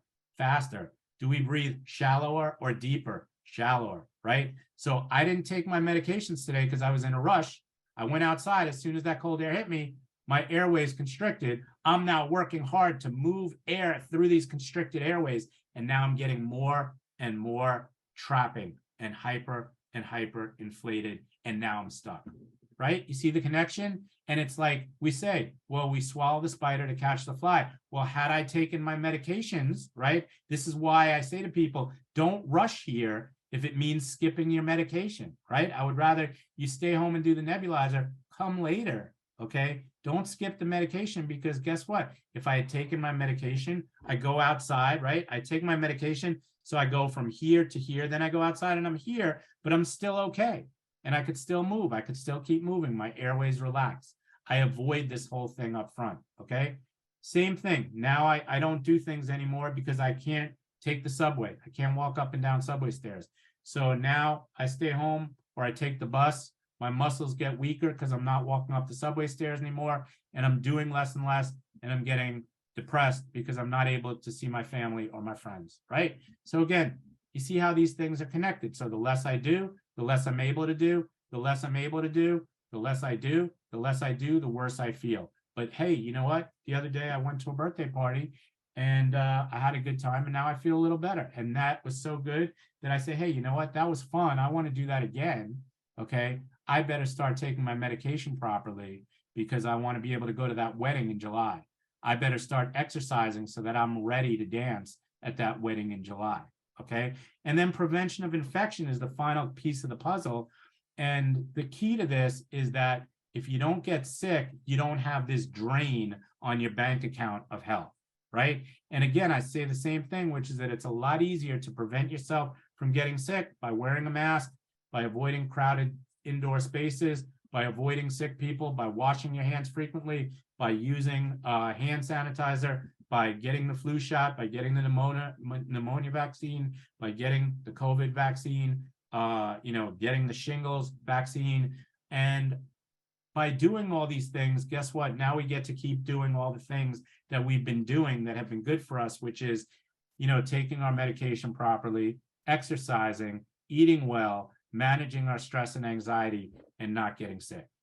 That's ultimate pulmonary wellness right there in a nutshell. But as opposed to talking about 5 different pillars tonight, what I wanted to show you was the interconnection between all these things. And I'd rather you make a little bit of a change in multiple areas and be consistent with it, as opposed to trying to do the great big change in all the areas that's not going to be sustainable. Okay, because in the race between the turtle and the hare, we need to be the turtle, and we need to be taking slow but steady steps, and we need to continue on moving and keep doing these things. Another reason why people sometimes quit or get discouraged or don't continue on a positive path is because they don't automatically see the results. They don't quickly see the results, right? And the thing about that is that, as I said before, it's almost like 2 trains that are barreling towards each other in a mountain, right? They're digging. They can be 1 inch apart. And until they make that final connection, it's still dark, right? Or it's like we're dragging electrical wire, and it could be 1 inch apart, and we could have gone 1,000 miles in each direction. But if we don't go that last inch, it doesn't connect, and we don't get the benefit of it. So, my point in telling you all this is that it pays to take your medication properly. It pays to find out what you're taking, what the different medications do. Are they bronchodilators or are they anti-inflammatories? Are they short acting or are they long acting? Do they work well with some, and do they block others? And what is the right technique, timing, and duration of doing these things? It's worth your while. It's worth your while to exercise, okay? And you're not going to see the results of the exercise immediately, okay? Sometimes it takes a little while. You could turn on the heat, but the pan doesn't start boiling right away. And if we turn the heat off before the pot starts to boil, well, we never get the benefit of that hot pot, right? Same thing, if we get discouraged and we don't think about, we don't continue with the exercise because we're not immediately seeing the results, or we say, hey, you know what, I still get short of breath walking up the subway stairs, which is the highest level activity that most of us do, okay? And we quit before we get there, you're never going to see the benefit of that, okay? If you're too anxious to make, or you're too depressed to make, any moves in the right direction for your mental health, you never get the benefit of it. If you wait, if you eat right for 2 days, but then you get discouraged that you haven't lost any weight and you go bananas and eat wrong, or, if you're trying to gain weight, which is a very common problem for people with respiratory disease, they have difficulty keeping weight on sometimes. But if you eat and you're not gaining any weight, well, if you get discouraged and then stop eating again because you're depressed or you're anxious about losing more weight, well, you never get the benefit of this. The key to doing well in COPD and pulmonary fibrosis and pulmonary hypertension, and really in life itself, is slow, steady, consistent changes. And consistency is the key. If you take 10 minutes of exercise every single day, that's much, much better than doing 2 hours today and then not doing it again for 3 months. Okay. I hope that makes sense. So I'm going to just go to questions that are in the chat, and then I'm going to open up to questions. I'm going to do this quickly because I do have a challenge with myself to be done in 90 minutes, but I'm running a little short on that. Okay, so I stopped because I feel off. Then I checked my oxygen, and sure enough, my oxygen dropped. Okay, So here's the thing. I wrote an article called Oxygen Manifesto. There's Oxygen Manifesto 1, 2, and 3. Okay. And in it, I talk about the concept of you can be short of breath and have great oxygen. Okay. And you can be not that short of breath and have crappy oxygen. And you could be short of breath and have low oxygen. And you could be not that short of breath and have high oxygen. My point is that your oxygen doesn't always correlate with your shortness of breath. And one of the things I love about monitored exercise, and one of the things I love about in-person rehab, is that somebody can say, oh my God, my heart is beating so fast. And then all I have to do is turn my head to the left and look at the monitor and say, would you be surprised to know that your heart rate's only 85? And they go, my heart rate's 85? It's like in that movie, King of Staten Island, where, what's that guy's name? The guy who dated Kim Kardashian. I'm drawing a blank on his name right now, but it's like they throw him in the pool and he's like, I'm drowning. His name is Pete Davidson. And he's like 6'5", right? But they throw him in the pool. He's like, I'm drowning. And like, the pool is only 3 feet. Stand up, you idiot. Right. And it's the same kind of thing. Okay. It's the same kind of thing where you say, you know what? If you're short of breath, but your oxygen is 97%, you're actually okay. Okay. I always tell people rely on your instruments because you can't always tell how you are. Now, Amy, you asked this question and you say, well, you know what? I stop because I feel off. Then I check my oximeter and sure enough, my O2 dropped. So if you are exercising and your oxygen is going down, it's legitimately going down, well, then you need to increase your oxygen. And of course, everybody wants these portable oxygen concentrators. Most of them don't provide enough oxygen for most people. It's one of the biggest scams in the medical field, which is that people who need 3, 4, 5, 6, 10 liters of oxygen are given these machines that look nice, they're lightweight, they look cool, okay? But they don't even give you a liter of oxygen, okay? So the key is you have to have the right amount of oxygen. And for some people, if there's no, if there's no portable oximeter that will keep you saturated enough, then you have to go to a higher flow system like a tank, and nobody wants that, okay? And I know that a lot of the foundations and societies and associations are, talking to Congress about trying to get people the oxygen they need. But, the reason why liquid oxygen went away is because it's expensive and it's hard to service. And, that's somebody's got to pay for this stuff. But all I'm saying is, like, it doesn't, that's all well and good. But if your oxygen is going down, then you have to make sure that you have a device that is going to work for you. And that means not just the device itself, but it means that if, 10 liters, how many people use more than 6 liters of oxygen? Raise your hand.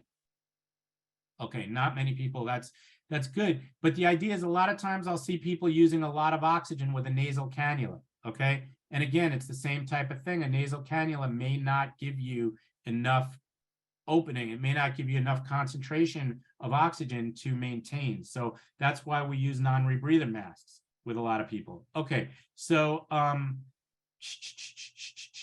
do I see a trend? I too have IPF and I don't take inhalers.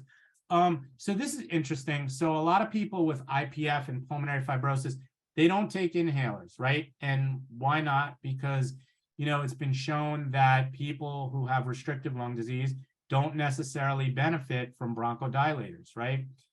And I think that that's a little bit too bad that people aren't given the opportunity to try them. And I'll tell you why. Okay, when we think about, bronchodilators, how do we tell if a bronchodilator, and Gisela, I see you saying something, I know that's your question. Did you say that you tried them before and they didn't work for you? Did you ever try a nebulizer? And that didn't work for you. That did work for you. Well, wait, you can unmute. That way I don't have to read your lips. Unmute. Yes, nebulizer is good. And I use it if I have any problems bronchial, but otherwise I don't. Okay, so here's the thing, okay? With restrictive disease, you have difficulty inflating the airway, right? So if you have problems bronchial, the nebulizer will work for you, okay?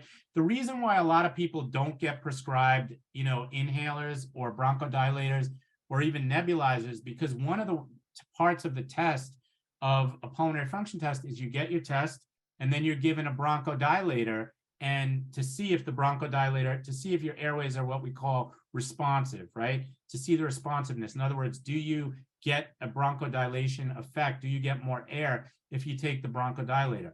Now, a pulmonary function test is a very difficult test for a lot of people to take, right? So that's another situation in which one of the ironies of getting a good test is that it requires a lot of breathing coordination. So if you don't have that breath control, then your test is not going to be completely accurate. And, you know, a lot of times, instead of giving you a bronchodilator in a nebulizer, okay, which is really the best way to do a pulmonary function test, in the interest of time, they'll give you a spray. So if you've never used that spray before, or you can't take a deep breath, well, it may not show that you are responsive to that bronchodilator, but clinically, you may actually feel better. So, you know, I am not somebody who's a black and white thinker, and then I say, well, you know what, you have restrictive disease, therefore there's no way to benefit from a bronchodilator. Because guess what? Let's say somebody with IPF gets stung by a bee or comes upon,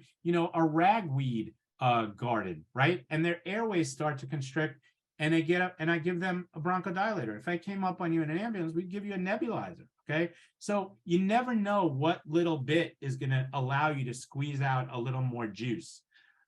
So again, you know, there's ways, and I know that a lot of times I'll call a doctor and I'll say, look, I know your patient has IPF, but can we try nebulizing them here at the center? They say, sure, it can't hurt. Okay, and then we try it and they feel better, and then their lives change. So, you know, it's a lot of it is knowing what questions to ask and not assuming that the answers are going to come out and bite you on the back, right? Because that's not how it works in your 8 minutes with your doctor, okay? You really have to go in with a targeted approach, and you have to know what you want to talk about and how you want to talk about, and you need to prioritize your top 3 questions, because trust me, before you get in that door, that timer is running, right? And once that hourglass is turned over, and once that last hand drains, trust me, you're getting pushed out the door. So, you know, a lot of it requires you to have an understanding of what's going on, which I hope, you know, you gain from some of the materials that we give out, but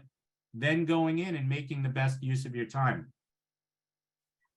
My lung function is 68% gone. Does albuterol have any effect with lungs that gone? Absolutely. It depends what, you know, number one, it depends why is 68 of your lung function gone, meaning is it pulmonary fibrosis? Is it, you know, COPD? Now, with 68% gone, I don't know if you mean you have 68% lung function or 32% lung function, but even let's say you have 32% lung function, meaning 68% is gone, okay? Well, albuterol in a metered dose inhaler may not help you. Why? Because you may not be able to take a deep enough breath to get that into your system. But if you were to switch to a nebulizer, okay, and guess what? The first breath opens you up a tiny bit, and the second breath opens you up more, and opens you up more, and opens you up more. Okay, there's a lot of different ways that we have to try to do things. Okay, so my answer is, if you don't have enough lung function to get a deep enough breath or a big enough breath to take the medications, ask your doctor to switch you to a nebulizer, okay? And even though it's a little more time consuming and a little more cumbersome, and even though you have to do it a few more times during the day, you get the benefit of actually getting a medication that works, right? So in other words, if I gave you a medicine that you could break into 4 parts, it's gonna, you know, you can only take each part every 2.5 minutes, which means it's going to take you 10 minutes to take this Tylenol, but your headache's going to go away, as opposed to just swallowing one and your headache doesn't go away. It's worth the 10 minutes, right? So it's worth the 10 minutes if it's going to let you breathe better. And good breathing begets more good breathing, which means that if you get off on the right track, okay, and then you can do more, and then you can take your medication again, and so on and so forth. It just keeps building. And in the same way that people can spiral downhill, okay, if you start doing the right things, people can spiral uphill again. It's never too late, you know, it's never too late. In my area, physicians are hesitant to give a nebulizer to patients. Yeah, I'm sure they are. I don't know why, okay? Maybe they think, hey, this is great. We're going to give you Breztri, or we're going to give you Trelegy, okay? but that increases the pressure threefold, because guess what? That M&M is coming across the room, except you only get one M&M now instead of getting 3 M&Ms. So at least if you have 3 M&Ms that coming across the room hard and fast, you still got to try to get some, okay? But that's not like all your eggs in one M&M basket, okay? All right, other things. If you wake up short of breath and use albuterol, should you wait a few hours before using Symbicort? Absolutely. So if you can't take your Symbicort first thing because you're too short of breath and you need albuterol, take your albuterol, but wait at least 2 hours before you take your Symbicort. I use albuterol when I wake up, but then I wait 2 hours before I take Incruz or Brio. Correct. I exercise 60 minutes to 90 minutes a day. I exercise 60 minutes a day, take this, imagine exercise 90 minutes a day. True, true, true, true, false, false, true, true. I forgot all the questions before, so I'm gonna have to just assume that some things are true and some things are false. Exercise can make breathing harder in the moment, but better overall. That is correct, but exercise can also make breathing better in the moment if you do it right. And by that I mean there's not one right way of doing it, okay? But if you know that getting out and hopping on the treadmill is going to make you more short of breath right off the bat, then don't start with the treadmill. Start with just some breathing exercises. Start with the upper body ergometer. Start with a bike. Start with something that's going to take less air, less breath, less gas, less energy, that's going to allow you to become more aerobic and allow your airways to relax over time. So, you know, again, these are things that you can talk to your rehab people about. A lot of people don't talk about it, okay? A lot of people don't talk about things. A lot of people don't know these things. I almost busted into some Trump. Sorry. Sometimes I have to do Trump. I can't help it. It's like the Trump Tourette. It's like I have an addiction to doing Trump. All right, I have PF, not IPF, as a result of Sjogren's, and I take Symbicort. Okay, so pulmonary fibrosis is not all IPF, right? All PF is not IPF, and different medications will, you know, be used for different things. But again, I think that some things, even though they're not the go-to, even though they're not the 1, 2, and 3 of COPD care or the 1, 2, and 3 of pulmonary fibrosis care, I think they're worth trying, okay? What do you have to lose by trying some albuterol? It's either going to work and make your life better, or it's not going to work and your life is not worse for trying it, right? And I'm not just saying albuterol, I'm using that as an example. It's not like I'm selling albuterol. I'm not making any money off the albuterol sales. But when cardio exercising like walking, do you recommend higher intensity and then resting, say 5-minute walk, 2-minute rest for 30 total minutes, exercise, 12-minute rest, or moderate continuous at intensity? So that's a complex question, but I like people to stay in motion, okay? So if you can only walk for 5 minutes, then you take a 2-minute rest and that allows you to walk more, so be it. But if you can walk for 25 minutes straight, that's great. But what we do in our program is we'll start you at this level. After 5 minutes, we'll go to here. After another 5 minutes, we'll go to here. After 3 to 5 minutes, we'll go to here. So now we're working our way up, but now it's getting tough. Now we'll come down. We're not going to stop, but we're going to come down to be slow enough and low enough that the person can catch their breath, reset their stretch receptors in their lungs, lower their heart rate, lower their blood pressure, and then we go up again. So it's not set in stone. And again, there's different things that are going to work better for different people. But as a general rule, you want to try to stay in motion for as long as you can. Pursed lip breathing, very valuable. How long in advance to take the albuterol before exercising and walking?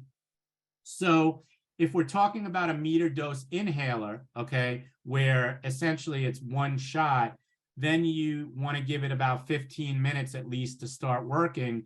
If you're doing a nebulizer, because you're already doing the breathing exercises over the course of a 10 to 15 minute period during which you're doing the nebulizer, you can do it right away, okay? Then you can go right to it.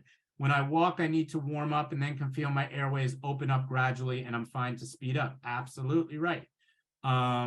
Question, is this bronchospasm? I get very short of breath, dizzy, confused, took albuterol inhale and 90 minutes later, still same shortness of breath, took nebulizer, still no help, been 2 hours. I don't think that's bronchospasm. Okay, I don't think it's bronchospasm. I think there's something else that has to be looked into. Why are you short of breath? But why are you dizzy and confused? Okay, now dizziness and confusion can come if your oxygen is low enough, if you're so short of breath that you are not getting enough oxygen or your saturation is low. But I would say crank up that oxygen. I wouldn't look to, bronchodilators unless you feel like you're locked up. So I would look to increase the oxygen, and I would give myself, like, if you get dizzy and confused and that's a regular thing, I would have a mask set up, with a higher flow system like a tank or a stationary concentrator, so that if that happens and that indicates for whatever reason that you're dropping your saturation, you put on that mask and you breathe through the mask for a few minutes. And if that doesn't take care of it, then, I would consider an emergency. But because I know you, I know your situation, but we can talk about that. But if it's dizziness, confusion, that's not bronchoconstriction. Bronchoconstriction is I'm having trouble moving air in and I'm having trouble moving air out. I fractured a vertebrae January 7th, couldn't move for almost 2 months. Not being able to move, this set me back in my exercise and breathing more difficult. Now you have to start all over. You don't have to start all over. You have to start again. You have to get back. Chutes and ladders, okay? You came down the chute, start climbing again. I mean, yeah, we could throw the game board up in the air and quit, but then it's just gonna keep continuing, okay? Think about that ant, okay? The ant gets his anthill knocked over, starts building again, okay? That's life. That's life, okay? I can't tell you, every time I get a bunch of money, something happens where I have to spend a bunch of money. Every time I spend a bunch of money, something happens where I get a bunch of money, okay? That's how it goes. That's life. Life is chutes and ladders, ups and downs, comes and goes.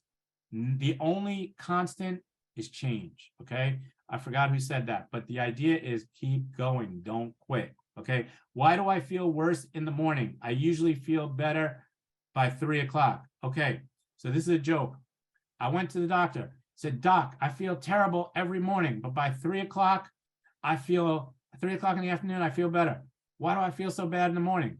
You work the night shift, sir. Just kidding. I just thought of that now. But the idea is, I don't know why you feel worse in the morning, okay? There could be a lot of reasons for it. Here are some of them, okay? You don't get enough oxygen when you sleep. You have sleep apnea, and therefore you have periods where you stop breathing or you have pauses in your respiration. You don't sleep well for another reason. You aren't taking your medications close enough to bedtime to allow you to breathe.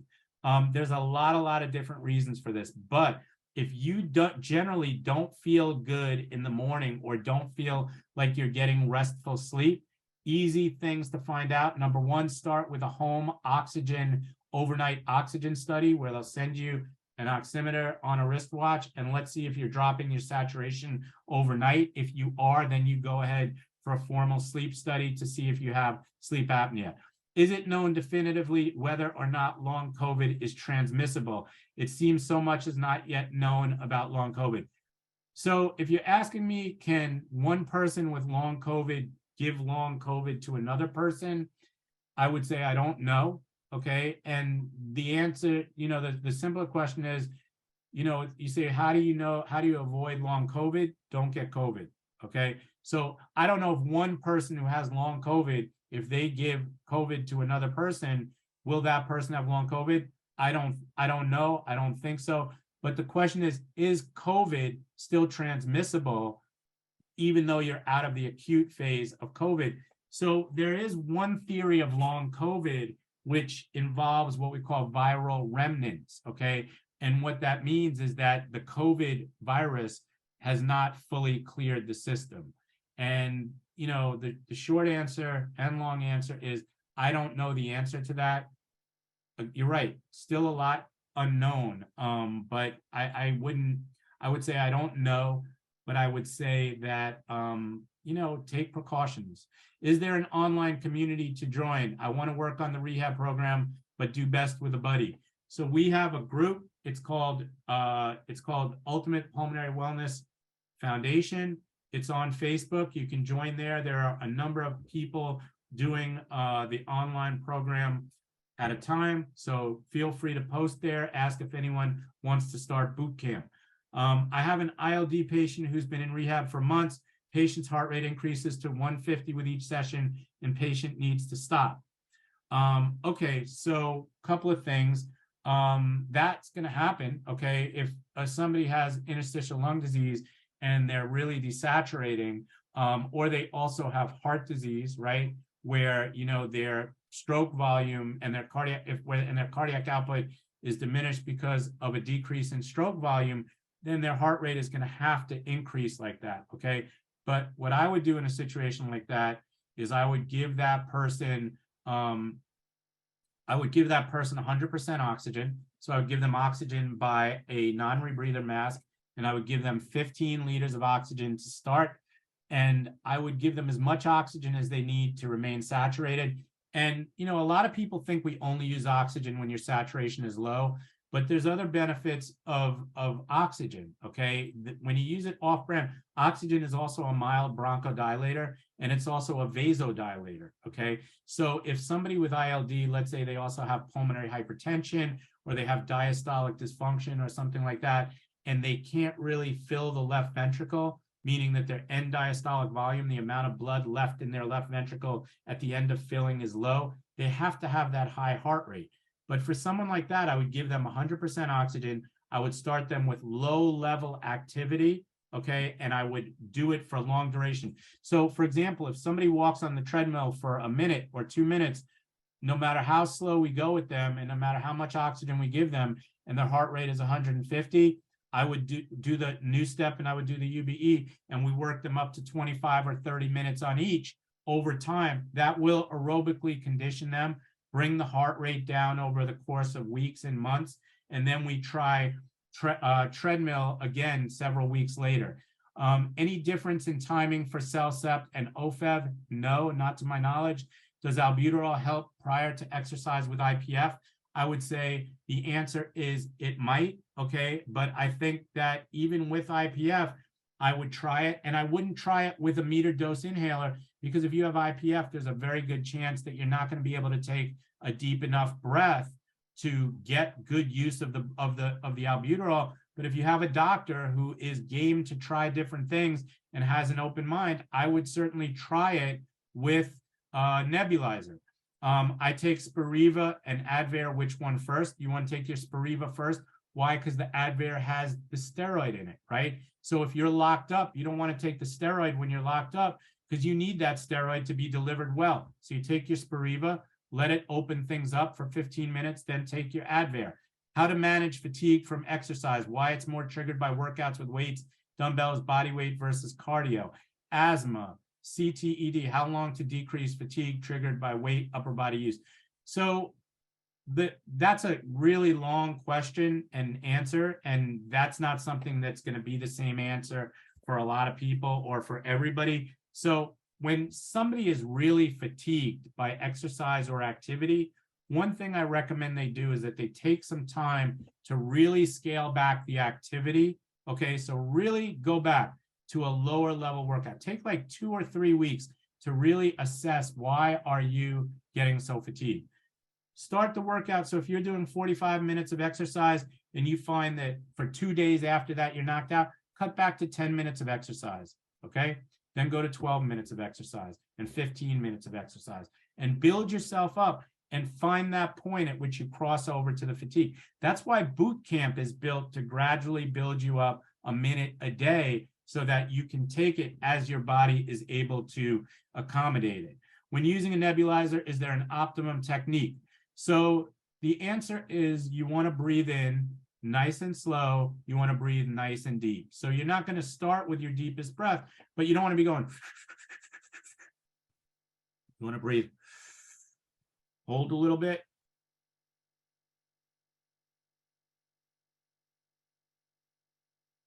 This should be nice and relaxed, almost like a meditation.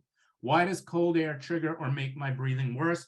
And what are your thoughts on traveling to a higher elevation? So cold air, your body likes homeostasis, meaning your body likes your body to be 98.6 degrees Fahrenheit, okay? So when you go out and it's 40 degrees Fahrenheit, then your body's gonna bronchoconstrict, and it's going to tighten up those muscles in an effort to keep the air out so that you can maintain your body temperature. The other thing, that there's a physical impact of cold on muscle, which is constriction. So there's that. As far as traveling to a higher elevation, okay, it's going to be more difficult. Will it be so much more difficult that it's not worth going? I don't know. It depends on the person. Okay, it's going to be different for each person. There are tests that you can have.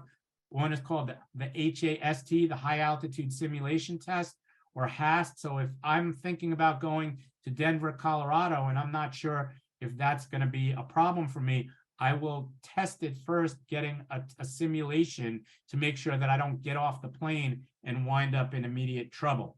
What are the advantages of nebulizing saline solution? So saline is a wetting solution that helps to relax and calm the airways, and it also helps to moisten the airways, and it also helps to loosen and moisten and liquidify secretions to help them be expectorated easier. How to manage nighttime tube feeding and CO2 retention. That's a great question. I would have to know more about that, but send me an email telling me what your protocol is. But if you're talking about you retain CO2 at night, then I would assume that you are using either a CPAP or a BiPAP. If you're not, you should be. But probably overnight is not the best time for getting your tube feed, for a number of different reasons, okay? Because a lot of people get tube feed, number one, if they have bad, effects of eating food orally, but also, they have difficulty because of reflux and things backing back up. So, I don't think overnight is necessarily the best time to be putting anything into your gut, because it can still come back. And especially if it's carbs, you're naturally going to breathe shallower at night, and you'd be more likely to retain CO2 anyway. So you don't want to take something that's going to produce a lot of CO2 while you're sleeping. But again, that's a very specific question. Is there a specific medication that can help lower the blood pressure in the lungs? Absolutely. There are. The number one that is used is called sildenafil, which is Viagra. Okay, but there are a lot of medications that absolutely, that absolutely do lower the pressure in the pulmonary circulation. And I did a very good webinar with Dr. Evelyn Horn from Cornell, who I consider to be the super guru. If I had pulmonary hypertension, she would be my doctor. And I've done another one with Human Pour from Sinai, also excellent. Hold on for 1 second, because someone's at my door.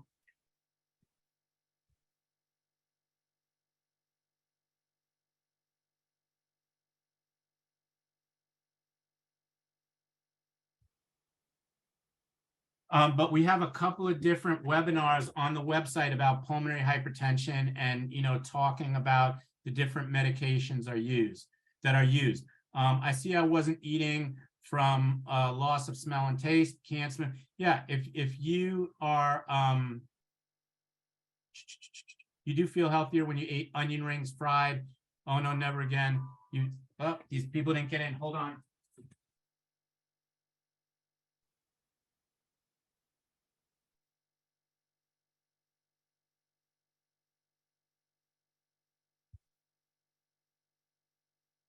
All right.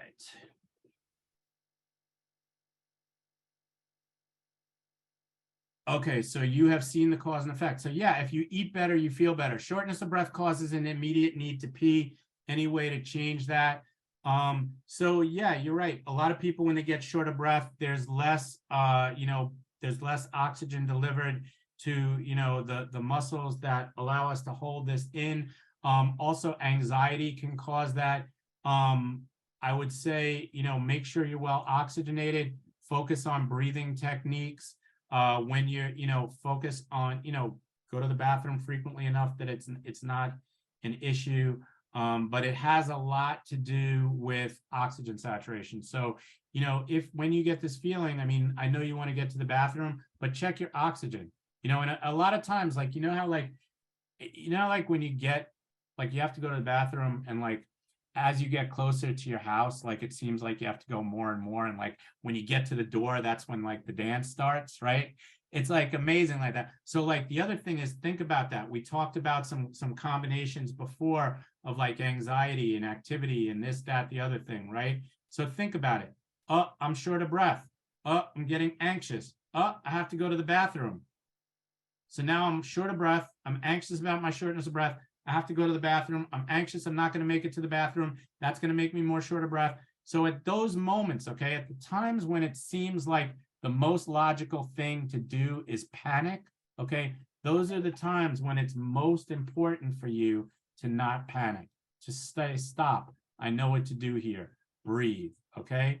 And you know what? If you stop what you're doing and you breathe, and you know you take your time, or you turn up your oxygen when that's happening, you know, things happen, you know, things can happen sometimes, but that's usually what it is. It's a combination of not enough oxygen, shortness of breath, anxiety, and you know, peeing is your body's way of saying, hey, we're in trouble, but you're not in that much trouble, because you know, but those are the times when you have to say to yourself, stop, I know what to do here, okay? And get into one of the positions that will help you breathe better, turn up your oxygen if you have it. Hand sanitizer is ineffective against norovirus, so be vigilant about hand washing. I caught RSV. Is that in the same category? Thank you, good talk. I'm going to check on optimum timing of Symbicort. I lost over 50 pounds last year with lower carb. I noticed that when I exercise, my nasal and lung mucus becomes more fluid, but it never seems to completely clear out and restore the cough. Any thoughts on how to completely clear it? So it really depends. I mean, this is a big question. So you're probably bringing up more mucus because you're moving more air, right? So think about it. If we're trying to, you know, clean out a dusty garage, like the more water we put into it, right, the faster it's going to clean out. I would say that, so a couple of things. If you're using oxygen, the oxygen can also make your lungs run more. Okay, I would say maybe do something to clear secretions before you exercise, something like the aerobica or the acapella, or the, you know, using your bronchodilator. I would say if it's coming from your nose, then I would look at things like you know, air saline gel. That could be helpful to you. That could make the oxygen less irritating. Another thing I would look at is a nasal steroid. You can ask your doctor about that. Something like a Nasonex or a Flonase. Most are over the counter now. Beth posted some articles here about Oxygen Manifesto. I'm pretty much just fine with walking. I don't push. You should push a little bit. That's what Ryan Deesum says. If Ryan says it, I agree. Oops, accidentally send. Continuing, but when I walk and talk on the phone, I have to stop talking completely because I get that short of breath. All right, well, if you're a motor mouth and you never give the other person a chance to talk, okay, think of it like this. Talking is exhaling, right? Talking is exhaling. So if I'm talking, okay, see, I've been doing this all on one breath, okay, at 2 hours on one breath because I'm a motor mouth, okay? But if I were having difficulty breathing, what I would do is I'd go like this. And then I would talk. And then I would talk. But if someone's like, check, that's a signal. When you're getting short of breath like that, it's a signal you're talking too much. Take a breath. But all jokes aside, talking is exhaling, okay? Talking is exhaling. Using a nebulizer exhausts me, so I hate doing it. You cough. Okay, you could be coughing because you need the nebulizer and you need to get that deeper breath. But guess what? Here's something. You don't have to do the whole nebulizer at once, okay? If you do half the nebulizer and you get 80% of that, you're still getting 40% of the whole nebulizer, okay? As opposed to if you do this and you only get 10% of it, you're still getting 4 times as much. So yeah, using a nebulizer can be tiring because you're taking deeper breaths for a long period of time, but you don't have to do the whole nebulizer at one shot. Can anything aid diminished diffusion? 38%, 33%. That's a tricky one. And to my knowledge, so far, there's not something that will directly increase diffusion capacity, but the goals are to try to make your body better and more efficient at using oxygen. So in other words, if your heart gets better and your muscles get better at using oxygen, even though you're not bringing in enough, then you still are going to be using it more efficiently. Your talks always encourage me to do what I need to do to keep healthy. Glad to hear that. I'm trying to get them to encourage me to do the same. Is there going to be a way that we can watch this webinar later? Yes, if you have a photographic memory and you remember everything that I said, just sit down in a chair and replay it in your mind. Just kidding, but I will, we will post it at some point. Thank you very much. We need to leave. That's not allowed. I will tell you when you can leave. It's difficult to gain weight while, I don't know if you mean while on carbs or without carbs. Nathan, are you saying without carbohydrates? Okay, so it might be, okay, but here's the thing, okay? So if you have you're right, a lot of high carb foods will help you gain weight. You eat pasta every day, you're gonna gain weight, okay? But if eating 100 calories worth of pasta increases your carbon dioxide so much that you burn 150 extra calories of air breathing, okay, well, then you're net negative 50 calories, right? So the key is you lower the carbs, because then you lower the amount of calories you're burning through respiration, but increase your fat intake. If you're trying to gain weight, low carbs, but fat is your best friend. Healthy fats, things like olive oil, avocado, nuts. Why? Because they're healthy, they're cardioprotective, and fat has 9 calories per gram. Carbohydrates only have 4. So you're right, but this is in my book. If you go to the website in the nutrition chapter, I talk specifically about how to gain weight with a respiratory problem. My thoughts on non-invasive ventilator. My doctor is saying my breathing would be easier using it while exercising. So here's the thing. I've used it with about 30 patients. About 10 have liked it a lot. About 20 have not liked it that much, okay? We are getting one in our facility, and my guess is that we didn't know how to use it well enough to really maximize it for each use, but I told them that we would only take it in the facility if they also send us a respiratory therapist that is an expert that will train my team and train the patients how to use them. So ask me again in 3 months. Do I plan to offer online pulmonary rehab by Zoom? So the answer is not by Zoom, no, because I don't want to do anything. I don't have enough time. I don't have enough energy.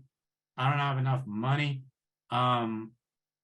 It's not a good use of my time, but that's why we created boot camp, okay? So we do have an online pulmonary rehab. It's a 42-day boot camp that's on our website, and it's free, okay? And it works. Guess what? It works. We did a study on it, and it works. So you don't need me on the other end of the Zoom. Just do boot camp. You'll still see me, okay? Many women and some men have fallen in love with me for no other reason other than doing 42 days of boot camp, okay?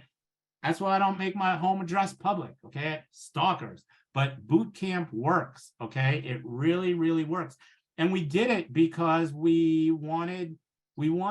of all, we didn't want money to ever be a reason why somebody couldn't do rehab. And we didn't want location or access or no pulmonary rehabs to be it. So we designed a program that I created in 42 days in real time. I recorded the whole thing in 42 days, edited the whole thing every day, posted it every day, but it really works. And, you know, there's others out there, okay?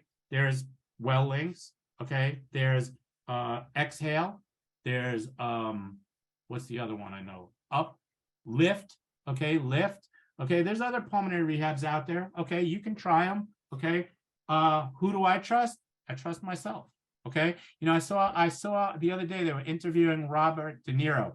They said, Robert De Niro, Mr. De Niro, they said, who is the best actor that you've ever worked with? And he goes like this, he goes, myself. Hey, listen, we're not humble, okay? We're not humble. I'll never say I'm the most humble, but if you want to know which online pulmonary rehab I recommend, I created it from scratch, okay? There's a reason why I put in it what I put in it. It's because those are all the things that I think are best. I've done more of this I would bet, I could be wrong. There could be, you know, a dinosaur somewhere deep in the ocean that doesn't come up. We don't know he exists, okay? But I know who's done all the other programs. I know I've done more rehab than them, okay? I encourage you to try them all. I encourage you to try them all, okay? They all cost money. Ours is free. But even so, okay, I encourage you to try them all and see which one works best for you, because not all things are for all people. But, you know, I've been doing this for 30 years and 7 months, okay? I've done a lot of it with a lot of different people. So if somebody has done more than me, I want to meet them and I want to learn from them, okay? But I encourage you to try them all. I think they're all okay. You know, again, I'll tell you their names. Exhale, okay? Exhale. Exhale also has some walkabouts, okay? So if you wanna see like Africa and the Middle East and things like that, watch ours. If you want to see the side of the highway, I'm kidding. But exhale, well links, lift. I'm inappropriate. So I'm inappropriate. I don't like when people take my stuff and use it and don't credit us, but there's other ones out there, okay? And ours is there, okay? I'm biased, but I'm also objective, okay? And we did a study and I know ours works. But you don't need me on the Zoom going like this, but you'll see my whole team. You'll see what we do. And trust me, if you do 40 days of boot, I'll tell you this, it's free, but put it this way. If you do 42 days of boot camp and you stick to the program and you don't get any better, I will refund all of your money. How do you like that? Money back guarantee, okay? Is oxygen therapy addicting? No, and it doesn't weaken your lungs, okay? If you have restrictive disease, does the exhale have to be a longer time, i.e. I have no trouble exhaling, but I tend to breathe rapidly?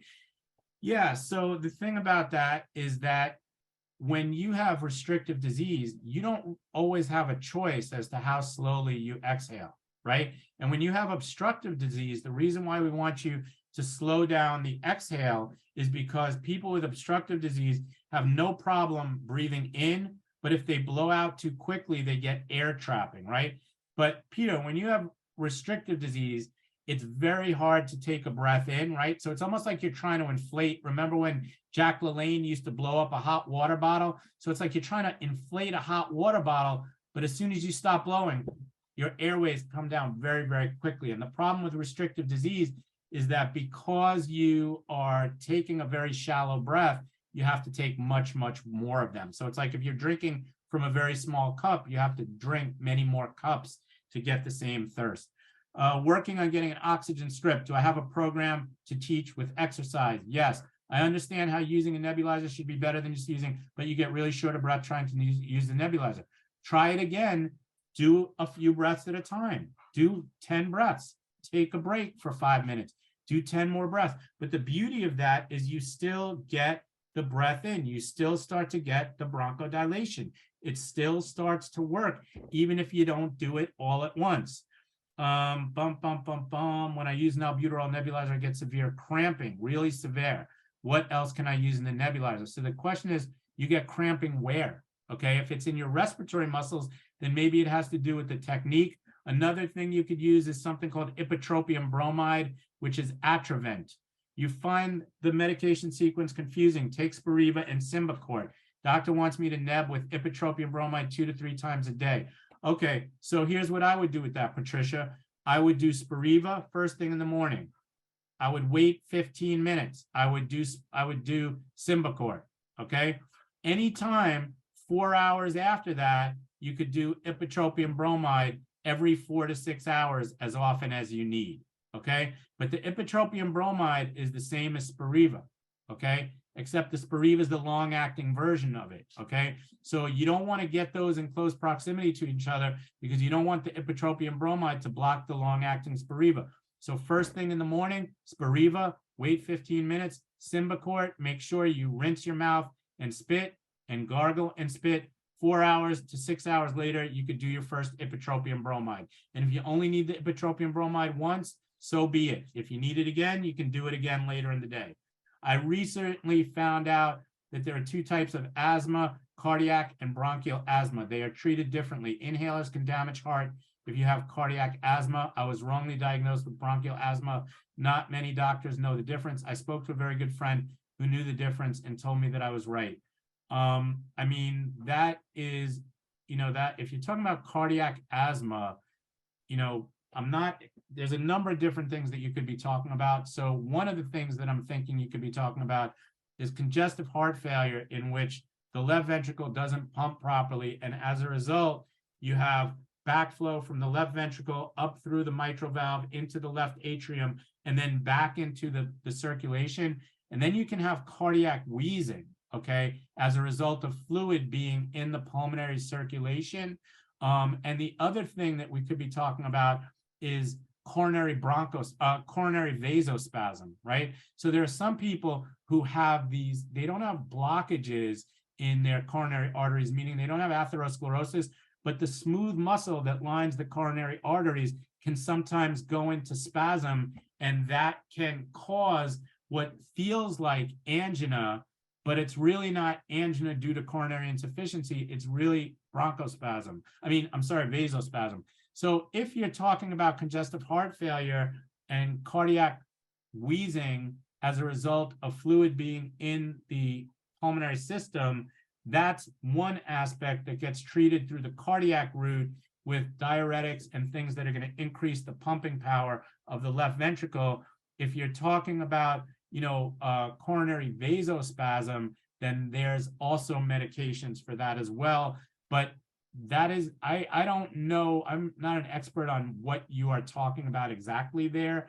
But you're right. If it's coronary in nature, then bronchodilators can absolutely increase the problem, because some of the bronchodilators are stimulants. But I've never heard it referred to as cardiac asthma. I'm going to look it up. I was given inhalers all these years. They did nothing for me, just enlarged my left atrium. So again, what that leads me to believe in follow-up is that you probably have some kind of problem with the left ventricle, and it could be diastolic dysfunction, meaning that the left ventricle cannot fill. It could be systolic dysfunction, which means the left ventricle does not contract forcefully enough.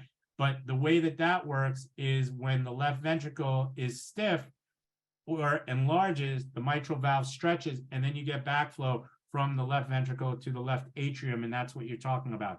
That's making me think you're talking about congestive heart failure and not cardiac asthma per se. I have alpha-1 and take Spiriva.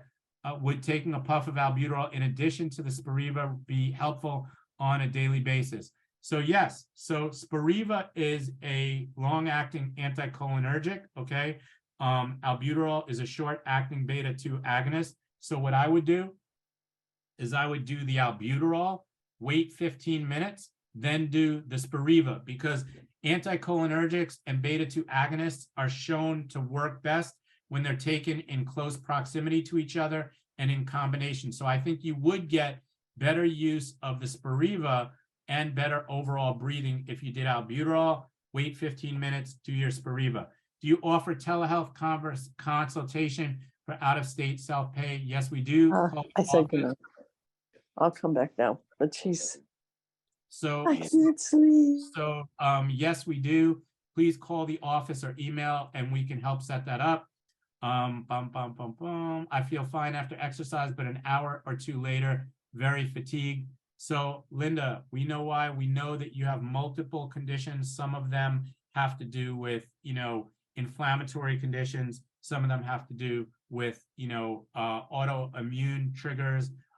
So in your case, it's a combination of physical fatigue and muscular fatigue, but it's also metabolic in nature. So as I told you the other day when you were at the rehab center, it's not just what's happening to you while you're exercising. It's that we have to take into account how do you feel during and immediately after the exercise, but we have to wait a day or two to see how that is going to reverberate through your body metabolically.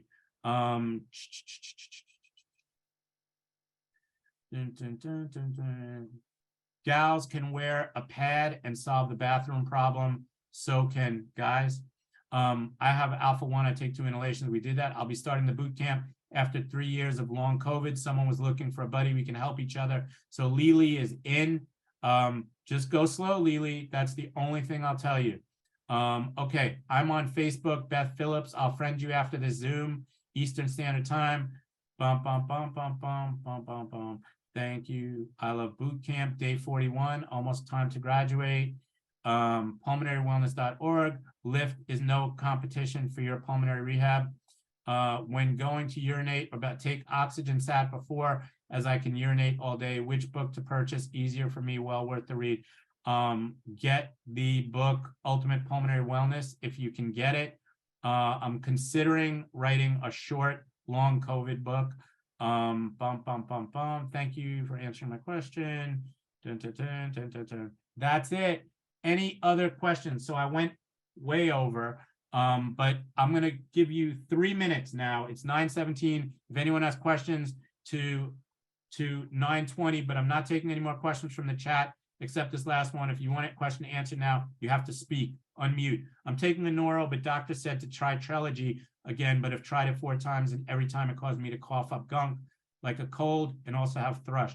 So here's the thing. So the difference between Trelegy and a Noro is that Trelegy has everything that a Noro has, but it also has a steroid, okay? The steroid is what's going to cause the thrush, okay? That's bad. So that means that you may not be rinsing well enough and you may not be gargling and spitting well enough.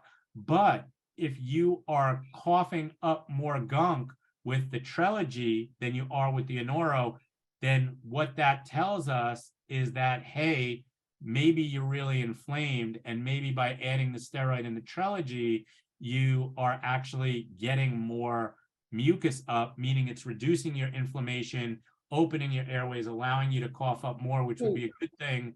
In which case, what you could consider is take the Anoro and take the steroid separately.